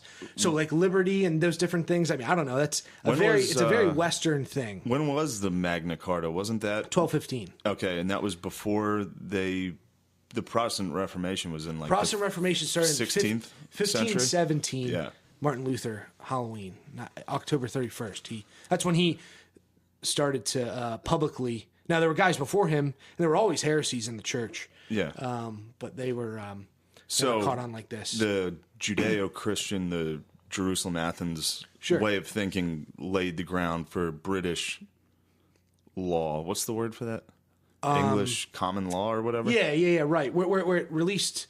I mean, it influenced that. You could say like some human people, rights. Some people say negatively. Some say. Probably the fucking Protestants. I don't know enough about it, but it took power away from the king. Is the idea? Yeah, and then he was like, "I'm the fucking pope." Right. So yeah. So you could say the Western world, as we know it. And what I like about, I mean, if you look at Europe, you can bash, white supremacists, and you should. Okay, you should bash them. So like that guy Dairy Queen you're telling me about, he probably hates us. But I will say this: there's a neat document where it describes Pope Gregory in the sixth century, and they had slaves. Someone had a slave. They weren't Christian. Come from England. Someone had them. So someone was. He found out they were slaves. They were trying to save these child slaves in England, and it was Protestant. They were before they were Christianized. So, yeah. And he said these people look like angels. We got to help them out. We got to send missionaries. Oh, that's not good. So the idea was he's not white. Is the point? Like he was in Italy, and so the idea is that Europe composed of. I mean, it wasn't just white people.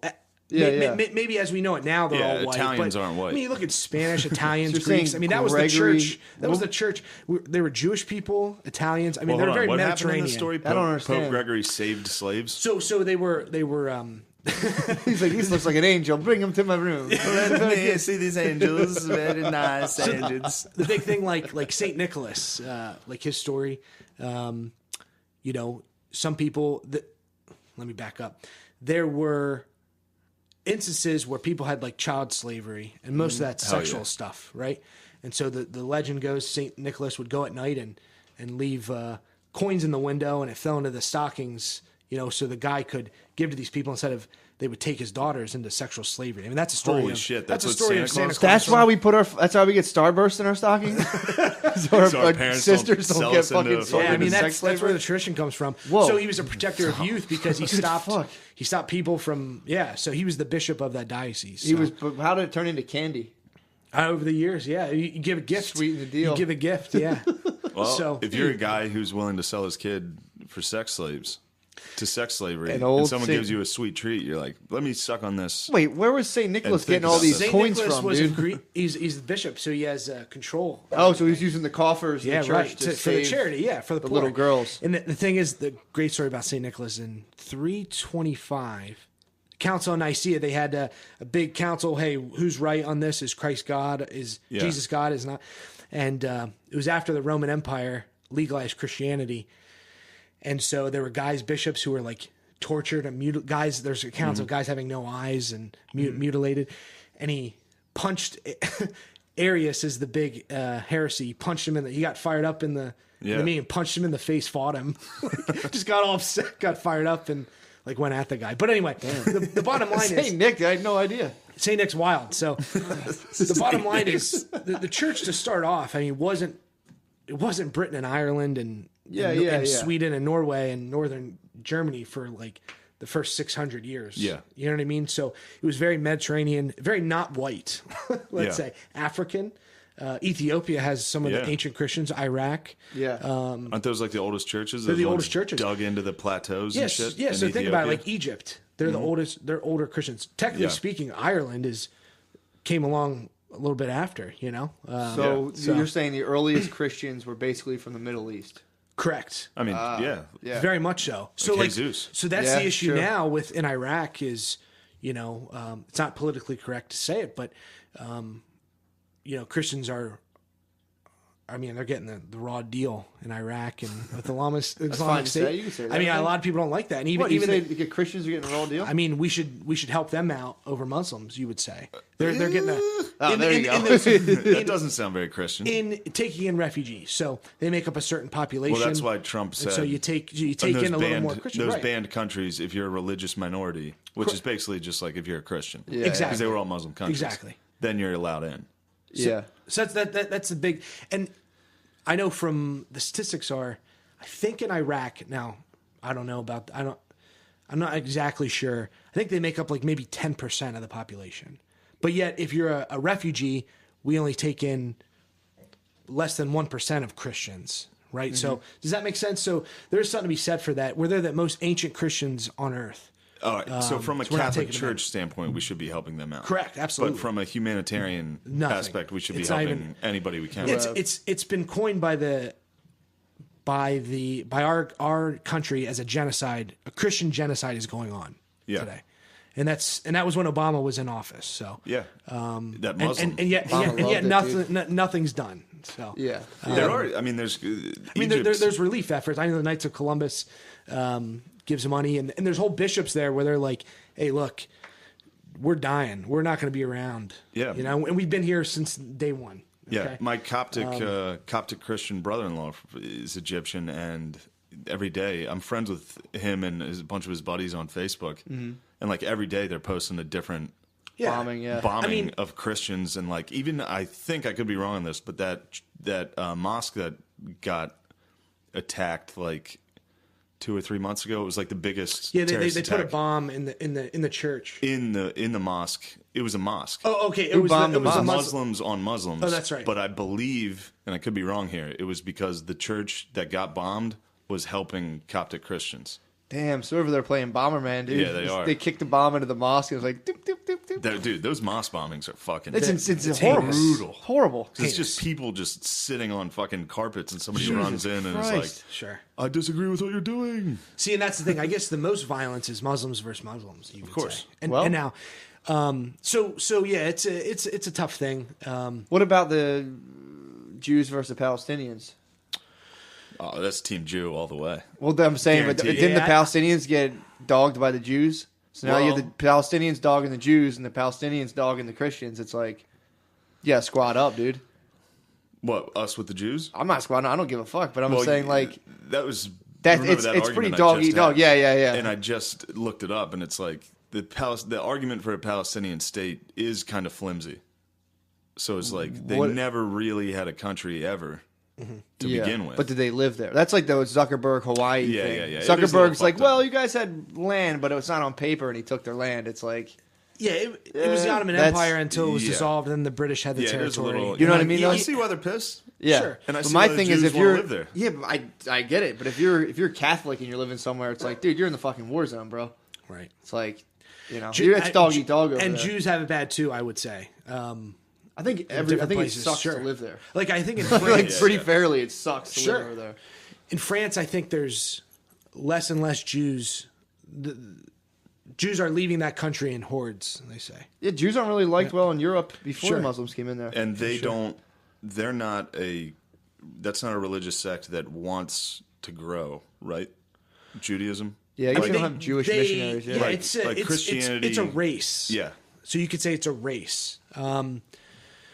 It's a unique Jewish. It's hard to Jewish become people Jewish. It's interesting. It's a race of people as well as a religion. It's hard to become Jewish, and to become Muslim, all you have to do is say. Just go on YouTube, just dude. have to say something. Go on YouTube, pledge allegiance. And here's the thing: I often my big thing was, and this is Protestants hate this, I think, but I compare Muslims to Protestant Christians. I think there's tons of similarities between the two. How? Between the religious structure. How the people are, I would say. So you would say in evangelical Protestantism, all you say is, I accept the Lord Jesus Christ as my Lord and Savior into my heart. Yeah. And they say that saves you at that moment. Yep. Okay. And you're instantly a Protestant. And you're instantly they would say a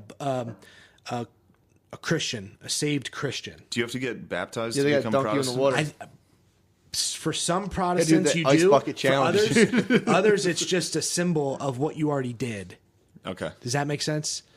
So you don't got to get dunked in the water. Not for some, it's not a requirement. You would say. But it's the same thing with Islam, where you just have to say something. Exactly. So both of them, and this is you guys say hot take. This is a bad. very Catholic people bias. Hot take. So Islam is a book.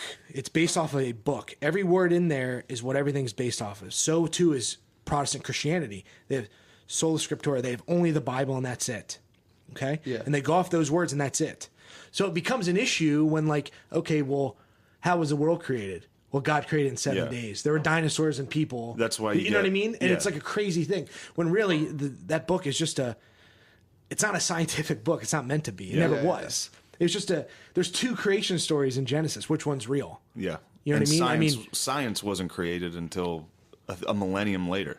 Sure. And it's not meant to tell you, I mean, there can be truths in there, but it's a poem, really. It's what the church would say, a divinely inspired text that just happens to be it's poetry. You know, God created the first day, light. God, and it crescendos to making people. Anyway, and there's a lot of beauty. I mean, it's very it's deep and rich. But anyway, the point is, so they would say, "Oh no, God did this, and He had to do this because it's written here." Yeah, you know. And so too with the Muslims, they say, you know, this book was written. Yeah, and that's what that is. So they're like pretty big Bible. They're Bible thumpers. Yeah, right. They're Quran. That's it. And if you, so just moving on.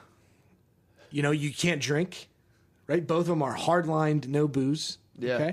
Okay. They're very hard-lined on a lot of issues, so it's this or else. Yeah. You know what I mean? I just think when it comes to science too, you have a lot of that now. Now, some people would say stick up for Islamic countries, and maybe they do have some aspects of science, and certainly throughout the Middle Ages, there were a lot of stuff they did. But on the whole, I would say it's stunted. With the Middle East, correct? Yeah, what they're technology and science and different things. I mean, like you have people saying we had a flood because women aren't wearing veils. Yeah. You know, it's like that's why God did this because of that. You're it's right. Like, you know you're what right I mean? in that, like, and like people would say God's punishing the United States. Yeah, Protestants would say because we have abortions. Yeah, and that's why the hurricane came. It's like the same thing. Baptists, the Westboro Baptists. Right. Yeah, they're put it that way. Are Yep. They would say God hates you if you're gay. Yeah. Right? What's the Catholic Church say? Like, he's just not chill with it? God does not hate anybody. In yeah. fact, he loves them so much. We would say, I mean, we can get it. It's a whole nother discussion. Yeah, what is the official stance? Like, it's chill, just... Yeah, this is politically incorrect. The church would say a homosexual action is intrinsically disordered. Okay? So that action is not what it's meant to do, and it can never be that. Whereas, let's say you have sex outside of marriage, it's not the best way to do it, but that action is still what it's meant to do. You're just not doing it in the proper context. Yeah. Right? So you need to come into a vagina. That's what it's meant. Our sexuality is meant for that. Now, there's a beautiful aspect to that. You know, I remember reading this nice article about pornography and different things, and it talked about how men are so so image oriented. Mm-hmm. Okay, that image gets stamped on your brain, and that's why there's such a high incidence of use of pornography and masturbation in men. That if you think about it like this, and this is what this guy was saying. I kind of think it's nice, but if you only see your wife on your wedding night, if you've never had sex with anybody, if you see your wife naked for the first time and you guys are intimate, like that's what's on your mind, and that's always like your wife. You're supposed to jerk off to your girlfriend. Yeah. What I'm saying is the bond. And I always do. Same, dude. I can't wait. You're so. I get what you're saying. Your mind's not been bludgeoned by images and you see your naked wife. And there's what about tranny a richer porn? Love. That's bad stuff. That'll get you, dude. That'll get you. That'll imprint your brain, dude. I'm telling you, all your theories. When I heard that, I thought are good with the church, dude. How do they fit? How do they fit? Like your imprinting theories. And stuff. Yeah, yeah. All your theories are like what the church is like. No fapping. T-porn is a depth of hell. Like, it's just like bad. That. It's just confusing for people. I mean, if you're, my thing is if your goal is to just be a cat about town, dude, fucking have a blast with all kinds of crazy porn. But yeah, if you want to have like kids and stuff, that's a tough one. Yeah, kids fire T-porn on the computer, and it's just kind of like it's a tough thing to think about. It even affects any relationship you have, where everything becomes sexualized too. Like it's just bad. It's just bad. You wake up in the morning and go, I'm gonna jerk off and watch porn. So there's 30 minutes of your day down the tubes, and then 5. Well, you got to pick the right vid, dude. You know, you're down there, you're edging a little bit, you're having a good old time. So it's a bad habit. You shouldn't come and you shouldn't see like a girl get a dick rammed down her throat at 7 a.m. in the morning before work. That fucks your whole head up, dude. It does. I agree. So what the church is teaching, the bottom line is sexuality. No, is right so before you go to bed, it's perfect. Then your dreams are clean. I don't have sexual dreams. I get all the demons out and then have a nice dream. Dude, 4 porn stars in this year have killed themselves. Probably because the Protestants. Probably the Muslims, the Protestants got them. All right. We are going long on this, but I don't give a fuck. That's fine. But I'll just say, no, you're fine. When it comes to homosexuality, homosexual attraction is not sinful, right? I mean, people have how you're made. Emotions and feelings, and you don't know what some people have phases, like I said, or all these different things. But the action itself is disordered, we would say. Yes. And sexuality is so good, one of the highest gifts that we have. It's so special that it has to be used for the proper context. But squirrels have it also. Right, we're what Aristotle would call philosophically, we're rational animals. Yeah, right. We still eat, sleep, all the, How about procreate, all those things. What's the Catholic Church now? What's their stance on like hell? Hell's real. Hell is real. There's hell's fire. a real place. Yeah, but you can moment before just be like, my bad. Sure. I mean, I'm out. Yeah, but you can say my bad. I think it is if you mean it. In your heart. If I'm about to go to hell, I'll fucking mean it. I'll be like, oh my God, I'm so sorry. In that sense, God's all knowing and would know if you're just being like, I'm afraid of my consequence, so now I'm sorry. That's what everyone's doing. Yeah, but I think God... That's the point of hell, to make you scared of it and be good. No, it's a punishment for thinking that way. To what? I mean, here, what I always think about on a natural level is... But forever. He's gonna send you there forever. He's not like gonna pop you out of hell after like a couple days. You're there forever, yes. Exactly. So what it is that's tough. It's the absence of God is what hell is. Yeah, that's what I was taught. It's a place where God isn't, even though he technically is there insofar as he allows that to exist. But you would say that's a place where your actions choose that you do not want to be with God. Therefore, there is a place for you. So God respects your freedom in its entirety, that he won't coerce you in any way. So you choose that. That's what we would say. All it is. It's godless. You just go there. You can still rise in the ranks of hell then if you're down there. It's just... I don't know how it goes down there. It's not good, though. It's not a good place. So see, this is where I have a big disagreement with the Catholic Church, because I've heard priests say that that's all bullshit. And that's not right. I mean... the classic Roman Catholic teaching, that's not right. But isn't the Catholic Church, one of the good things about it, it's supposed to evolve with what we know now? Sure, and the church always has, you would say. Yeah. We've always... that's the thing. We're not hardlined by a sentence in Genesis. You know what I mean? Yeah. We're not, Like what you just said about homosexuality. I really doubt that 200 years ago, if you asked a priest what he thought of homosexuality, he wouldn't say your thoughts and what how you feel about somebody else. That's not your fault. You could argue that. I'd say most likely they would be tougher on that. Now, the official stance is you never treat anyone. You always treat people with sensitivity, right? You're not going to be rude to them. Technically, we shouldn't. You're supposed to treat people with homosexual tendencies, with utmost respect. I guess what you're saying is, completely right. So I'll give you an example: suicide. There's a psychological understanding of what suicide is right now that's come about. So we've been able to understand. So you guys aren't saying suicides go to hell anymore? Well, no. We would say so. So the church says that's always a grave sin. So you're taking a life, which happens to be your own, right? Yeah. You're throwing away the gift God gave you. Correct. And you're saying there's no hope for me. I got to get out. Now, I will say, having suicidal thoughts or anything like that, I mean, you look at the saints' lives, I mean, what the saints all have in common is they all suffered horribly. Physically, emotionally, any way you can chalk it up. I mean, they all suffered, just like Christ. So, I mean, there's writings there where, I wish God would just kill me. I wish I could die. Yeah. Because suffering is so bad. What do they teach? Do they teach people who commit suicide go to hell or no? So the understanding is suicide... This sounds like a yes.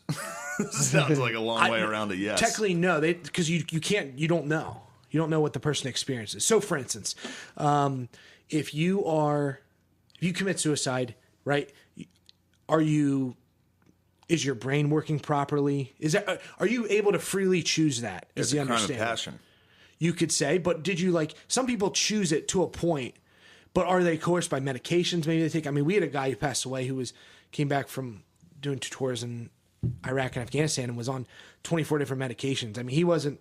You're not in control of. You're not thinking right. So there is an excuse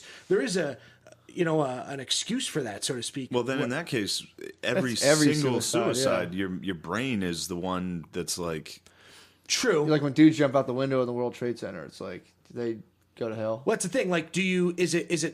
Are you burdened with suffering so much that you can't choose? I would say not everybody. I would say I would say a lot of people, maybe that is the case, yes. Yeah. So the bottom line is the church doesn't, so like you said, came with the times, so to speak. Church will always say that suicide is a grave sin, okay? Is it mortal? All these things have to be there. It's got to be a serious sin, grave. It's got to be freely chosen. Yeah. And you have to know what it is you're doing, too. So all those things have to be there. So, right, in a certain context, maybe not, Do you ever get a sense they're just trying to, fill the seats? So, they have all these teachings, and then everyone's like, well, that's stupid. And they're like, yeah, no, you're right. So come on in. No, I think they're... No. I'd say it's a very reasonable... Probably trying to find the truth. Right. Yeah.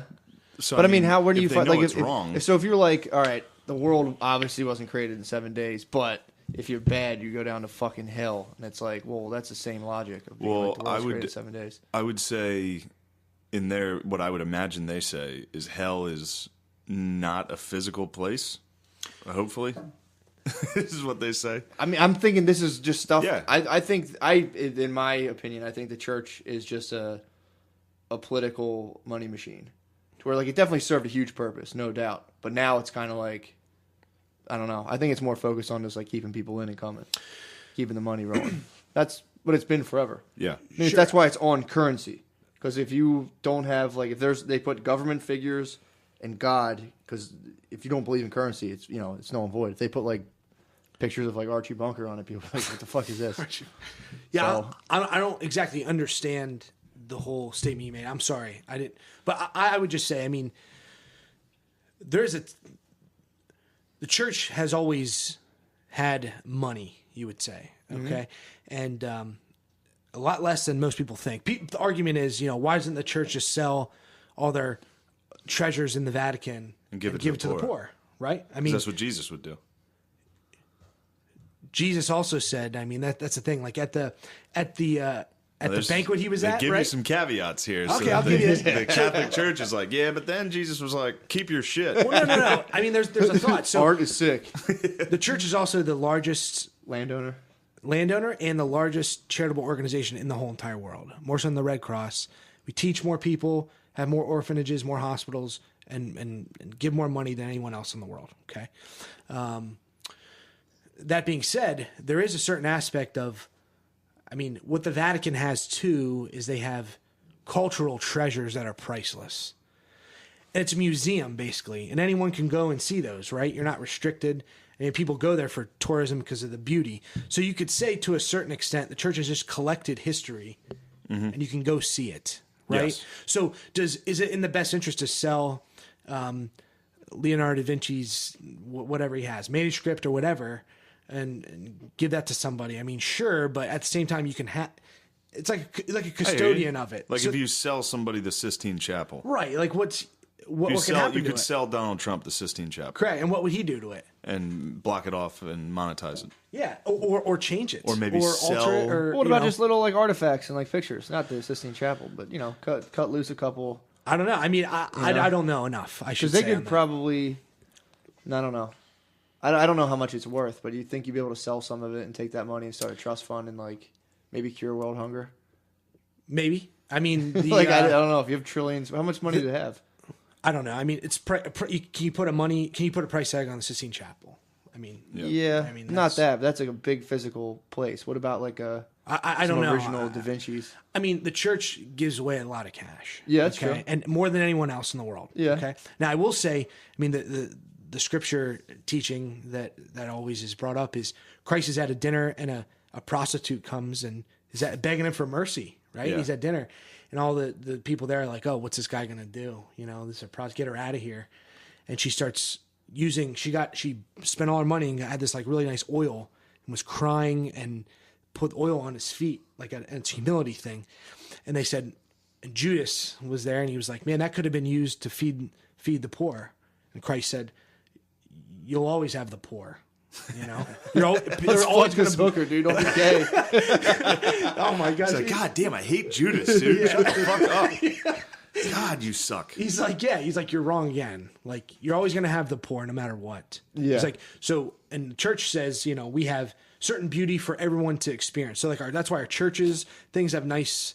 They're supposed to be artistically beautiful. Like, you walk into a church, like my church, it's traditional. It's you walk in, it's not a regular office building. It's the smells are different. Everything's different about it. You walk into a different world, and that requires, But Matt's got a very Franciscan way of thinking, right? Yeah, I'm a big well Franciscan said. dude. Yeah. St. Francis Francis is the would man. have said, sell that Sell shit. it, dude. Right? Let's roll. St. Francis would say, no, don't sell it. He would have fed the animals, dude. He loves animals. So, I saw the cartoon. Would have fed the wolf that terrorizes a village. Do you know that's St. Francis' story? There's a wolf. He fed it? Attack a village. St. Francis, he find wolf. He bring wolf back to city. He say, be nice to wolf now. Now he is a saint. We used to watch the cartoon things of the saints. Yeah. I remember St. Francis was a young playboy. Then He he was. got He was dizzy in the wild. cartoon. His he woke dad up. was real rich. Yeah, he St. woke. He Francis was is a merchant. wild. Yeah. St. Yeah, Francis dude. has cool shit. He hit his head. How about So what would St. Francis say? He would say there's a certain Most likely, there's a here's certain what he way would of say. living.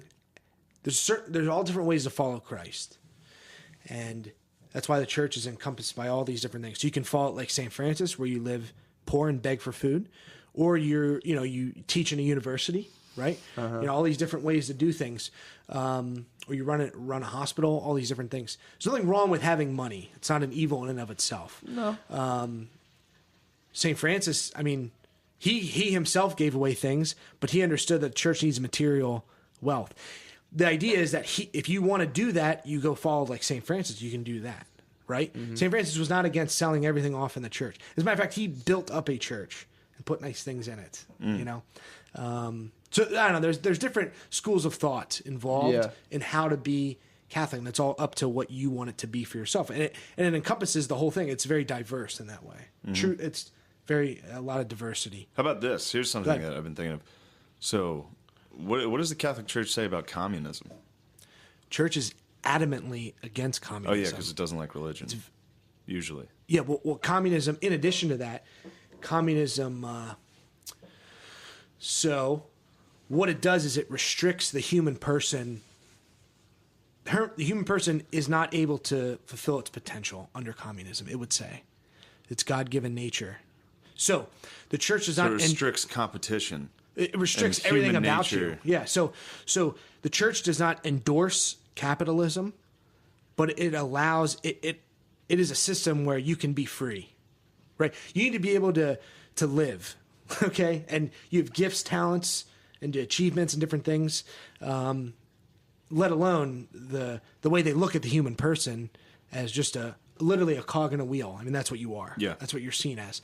And not even getting into any of the, corruption, which is in every government, but including the Catholic Church, yeah. Oh, Catholic Church has a high level of corruption, certainly. And there's that sinful tendency when you are in control of a lot of stuff, to do those things, I hear you. So, how about this one? I got another question. Go ahead. We talked about this a little bit, was because I like Pope Francis a little bit, but we were talking about he's not doing enough to combat the pedophilia within the Catholic Church. There's a lot of critiques about Pope Francis for how he's seen in the media today is the best thing that's ever happened in the Catholic Church. As a Roman Catholic, I respect the Pope. I pray for him. And, the church would also say the Holy Father, the higher ranked you are, the more you have to be on board. You have to be doing what you're supposed to do, or things might not. You might end up in hell. So there's an old adage, and I'll get back to Pope Francis in a minute. But St. John Chrysostom, I think in the 5th century, said the road of hell is paved with the skulls of priests, and the bishops are its signposts. So the idea is, they're held a lot more accountable than we are as lay people, he would say. So you got to pray. So that's why we always pray for the Pope. We respect him and want him to do well. Pope Francis gets a critique for being so revolutionary, one would say. Do this. He speaks off the cuff. He does all these things that maybe are less restrictive than what's perceived in the past. But a big critique is, why don't you gut all those guys who allowed all these issues? Law. Yeah, cardinal law. They gave him a funeral. It's a big critique, and the argument could be, that certainly the church is politics. Certainly, even within the church, arguably it might be worse than other places. I don't know, but there's political factions involved in everything, and even that, I think he might be hindered by certain other political parties within the church. I think it's completely wrong. And if you think, my opinion of a priest who gets in trouble for touching it, I think it's the worst thing ever. They should be punished to the full extent of the law, if not worse, right? Yeah. It's the worst thing that they could do. One of the worst things. So much so that when I hear about a priest having an affair with a woman, it's like, oh, thank God. Yeah. Thank God it wasn't a boy. You don't ever hear, you don't ever hear about a priest having sex with a above age women. No one even cares. Yeah, it doesn't make the news. It's not a news. That's the other thing. Like, you want to look at people who are. Society as a whole is there's an issue with underage sexual abuse in our culture today. You would say. Yeah. The churches is harbored, and those guys could. There was a safe space for them. You would say they could get away with it and different things, and put it under the rug. It's not the best thing. Yeah, of course. I say my prayers every night that the priests get above age pussy.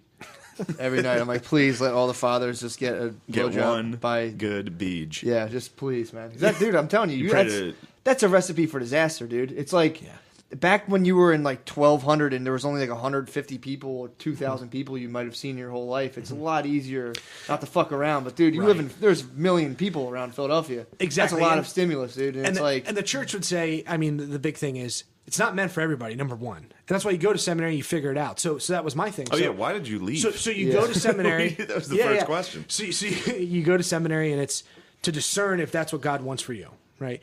And God, if that is for you, God will give you the grace to be like Christ and be celibate, right? It's not to say it's not easy. In fact, it's harder. I knew a year before I left that God was not asking me to be a priest. I believe, and my confessor, my priest who I went to confession to and talked to, he's a good man. A Jesuit priest said over at St. Joe's, he would say, give it another year just to be sure. And so I did. It was a good advice he gave me, and now everything worked out quite nicely, and I'm very happy for the seminary and everything. But the bottom line is, I just knew. I knew I wasn't going to be. I knew it wasn't for me. In prayer, your practical aspect. It's just for you. And there's motivations for some men to become priests. There's always a motivation of there's a comfortable lifestyle. Yeah. Right? People you're provided for, your necessities are provided for. Ideally so that you can go out and serve. Yep. So you can go out and work all the time and be a good priest. Get that funeral money too. You get everything. Funeral cash. I used to be an altar boy, dude. You'd serve an altar boy thing. Yeah, no. Serve a funeral, you get like $10. The biggest gift, biggest gift I was ever offered was a woman offered to buy me a brand new BMW. I wasn't even a priest. Yeah. Now, granted, when someone asks you, oftentimes there's a reason. Yeah, she probably felt bad about something she did, or she was trying to touch your penis, or they expect something from you when you're a priest. Like, hey, like Like, a lot of priests hold power for like construction jobs and stuff, fixing stuff up. Right, or like my daughter wants to get married in the church, but she has this. Can you have any sway? Some things like that. Yeah, she had an abortion. It's to. Oh man, she had a divorce. There's all these different things going on, but anyway, she's a Jew. Take this beamer, please. Have a beamer for me. The Saint Francis is take of the wolf. He feed it. Yeah, that would be such. There's everybody in village the love limit. A wolf. As long as basically, if you're a priest, as long as you don't touch kids, you can probably get away with a lot of shit. Yeah, it's gotten to the point where I remember my priest always saying he'd be like just don't harm the people of God. Don't harm your flock. And today, that's like a good standard. Did you guys? That's unfortunately where we're at. Did you guys do like mass practice? Did you guys like? See, I didn't get to that point. So like the last couple of years, you do that. What about the singing? Did you guys practice the singing? Oh, you guys probably had to sing. Guys had Gregorian chant all the time. Yeah, guys are a lot of guys. See, a lot of guys were musically inclined there. Not a lot of priests. I've never heard a priest sing where I was like, wow, that guy should be on The Voice. Yeah, but these are all like weird gay dudes that would definitely in choir their whole lives. Yeah, but what happens to them as they get older, dude? We will not jerk off. What happens as they get older, though? Because every priest I've ever seen is just total monotone. I don't know. I mean, there's a lot of guys who were pretty good they're smart in a lot of ways, and yeah. Now there were guys who were really athletic. The guys who were like athletes were like biggest bros on our. They were like there were some good guys. There's some good bros in there. There were some good bros. I don't think kids are hot. What were they like? Sick priests. They're probably good at chasing people down, dude. Yeah, they probably chase those kids. Oh gosh. They start chopping their feet. That seems like a fucking. I mean, imagine like. If you were just up to no good, leave it at whatever it was, and then you had to go stand in front of 200 people and like sing and talk about God, I would break down. That's the thing. Like even if I was like jerking off to weird shit the night before, and they're like, "All right, dude, it's mass time," I'd be like, "Oh my god!" Even like public speaking, they do everything different now. I mean, you're really critiqued on a lot of ways, and it's a lot better than it was even like 15 years ago. Like seminaries are really much better now. What do they? I mean, as far as like homilies, do they say like make it as long and excruciating boring as possible? I was also told the opposite. Dude, those things bad. Are fucking brutal. That's the thing. Like you got to be in. I don't know. I don't see a lot of spark. I went to church my whole life, and I go there and I'm just like, if you're in touch, you're not going to talk for half hour. Yeah, and I feel like a lot of people that become priests are very socially out of touch and are just fucking weird. And it's like here's my time to shine. It's like here I'm gonna. So boring. So they make it about them. It's no Matt and Shane's secret podcast. I'll tell you that. It's the fucking shit. In fact, share this podcast with your friends. The priest who taught us homiletics, he was a good man. Review us on iTunes. He was. He would say 5 minutes or less. 5 minutes? Yeah, never in my life. Because think about it, like you're gonna hit one issue. Now that's a way of doing it. That's one aspect. But he said like hit one thing. You're talking about one topic. Because if you talk for a half hour about all the different things, what are you going to take away from it? Nothing. You don't even know, and you're going to zone out. You're not even going to listen, especially if you're boring. So yeah, that's been my experience. I've gone to church since I was little and kind of stopped after going to college, and it was just like I would sit through homilies and just be like, oh my God, it was just And I go back now, being older, and it's like, what the fuck is this guy talking about? I understand what they're talking about now, but it's like, good God, this is boring. Yeah. It's kind of irrelevant. Yeah. Because a lot of the guys are out of touch with what the fuck humans are doing. I would say if you hear a guy our age who gives a homily, it'll be pretty good. Yeah, I've never seen that. I only see the I would say so. Yeah, it was all the guys I know that now. I mean, I listen to them give homilies, and it's like, man, that was awesome. Yeah. Did any of them ever do like the black preacher, like, and then Jesus, huh? There was one guy. He was a weirdo. There was That's hilarious. One guy from North Carolina. And the Lord has sent unto Jesus, huh? Yeah, but he was also the guy to tell us like he was offended by something. Dude, that must be so funny when they do priest open mic and like, all right, dude, mask go. And he's like, and the Lord has said, like, dude, and chill. Don't jerk off. Yeah. And he said it. Don't jerk off. Can I get one more? I don't know why that was the voice I used, but whatever.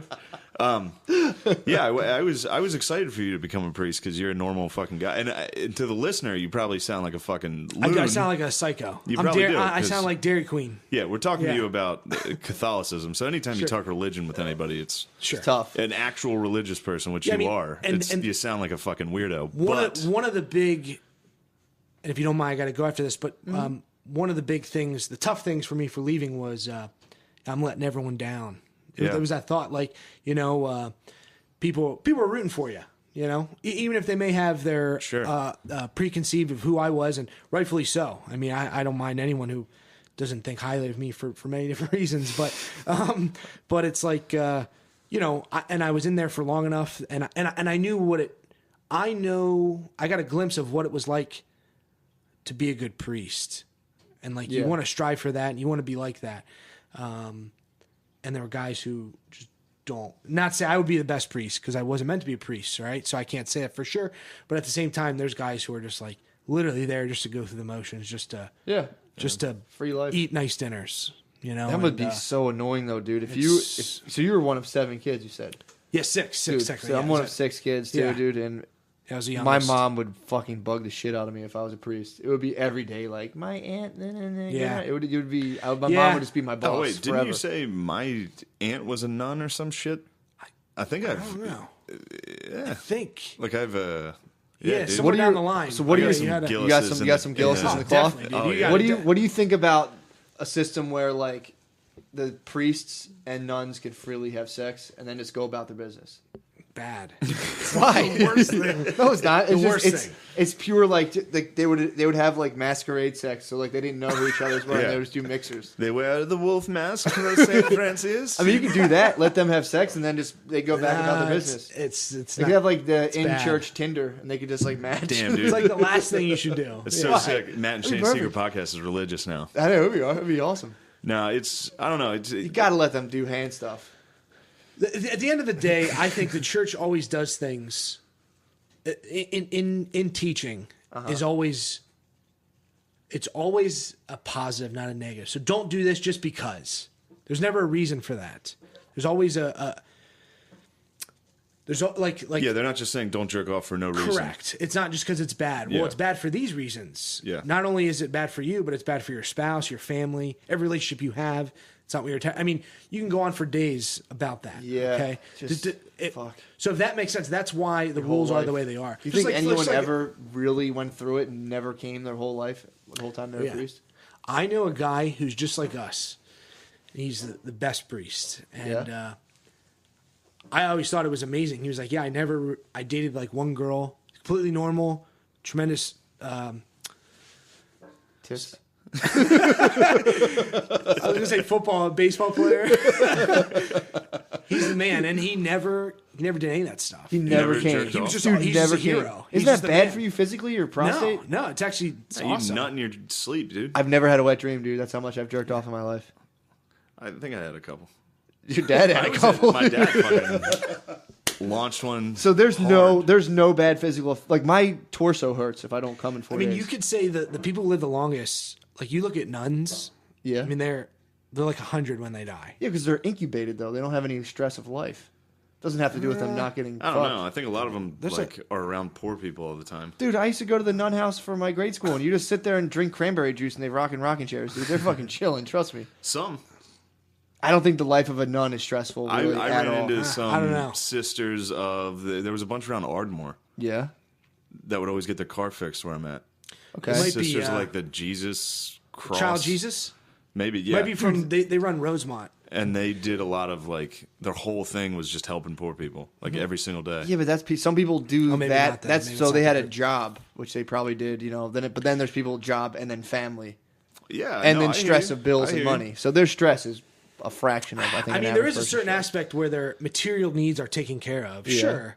But at the same time, it's like, Mother Teresa, for instance. I mean, her whole thing was to take people in the caste system in India and bathe them and clean them and let them die with dignity.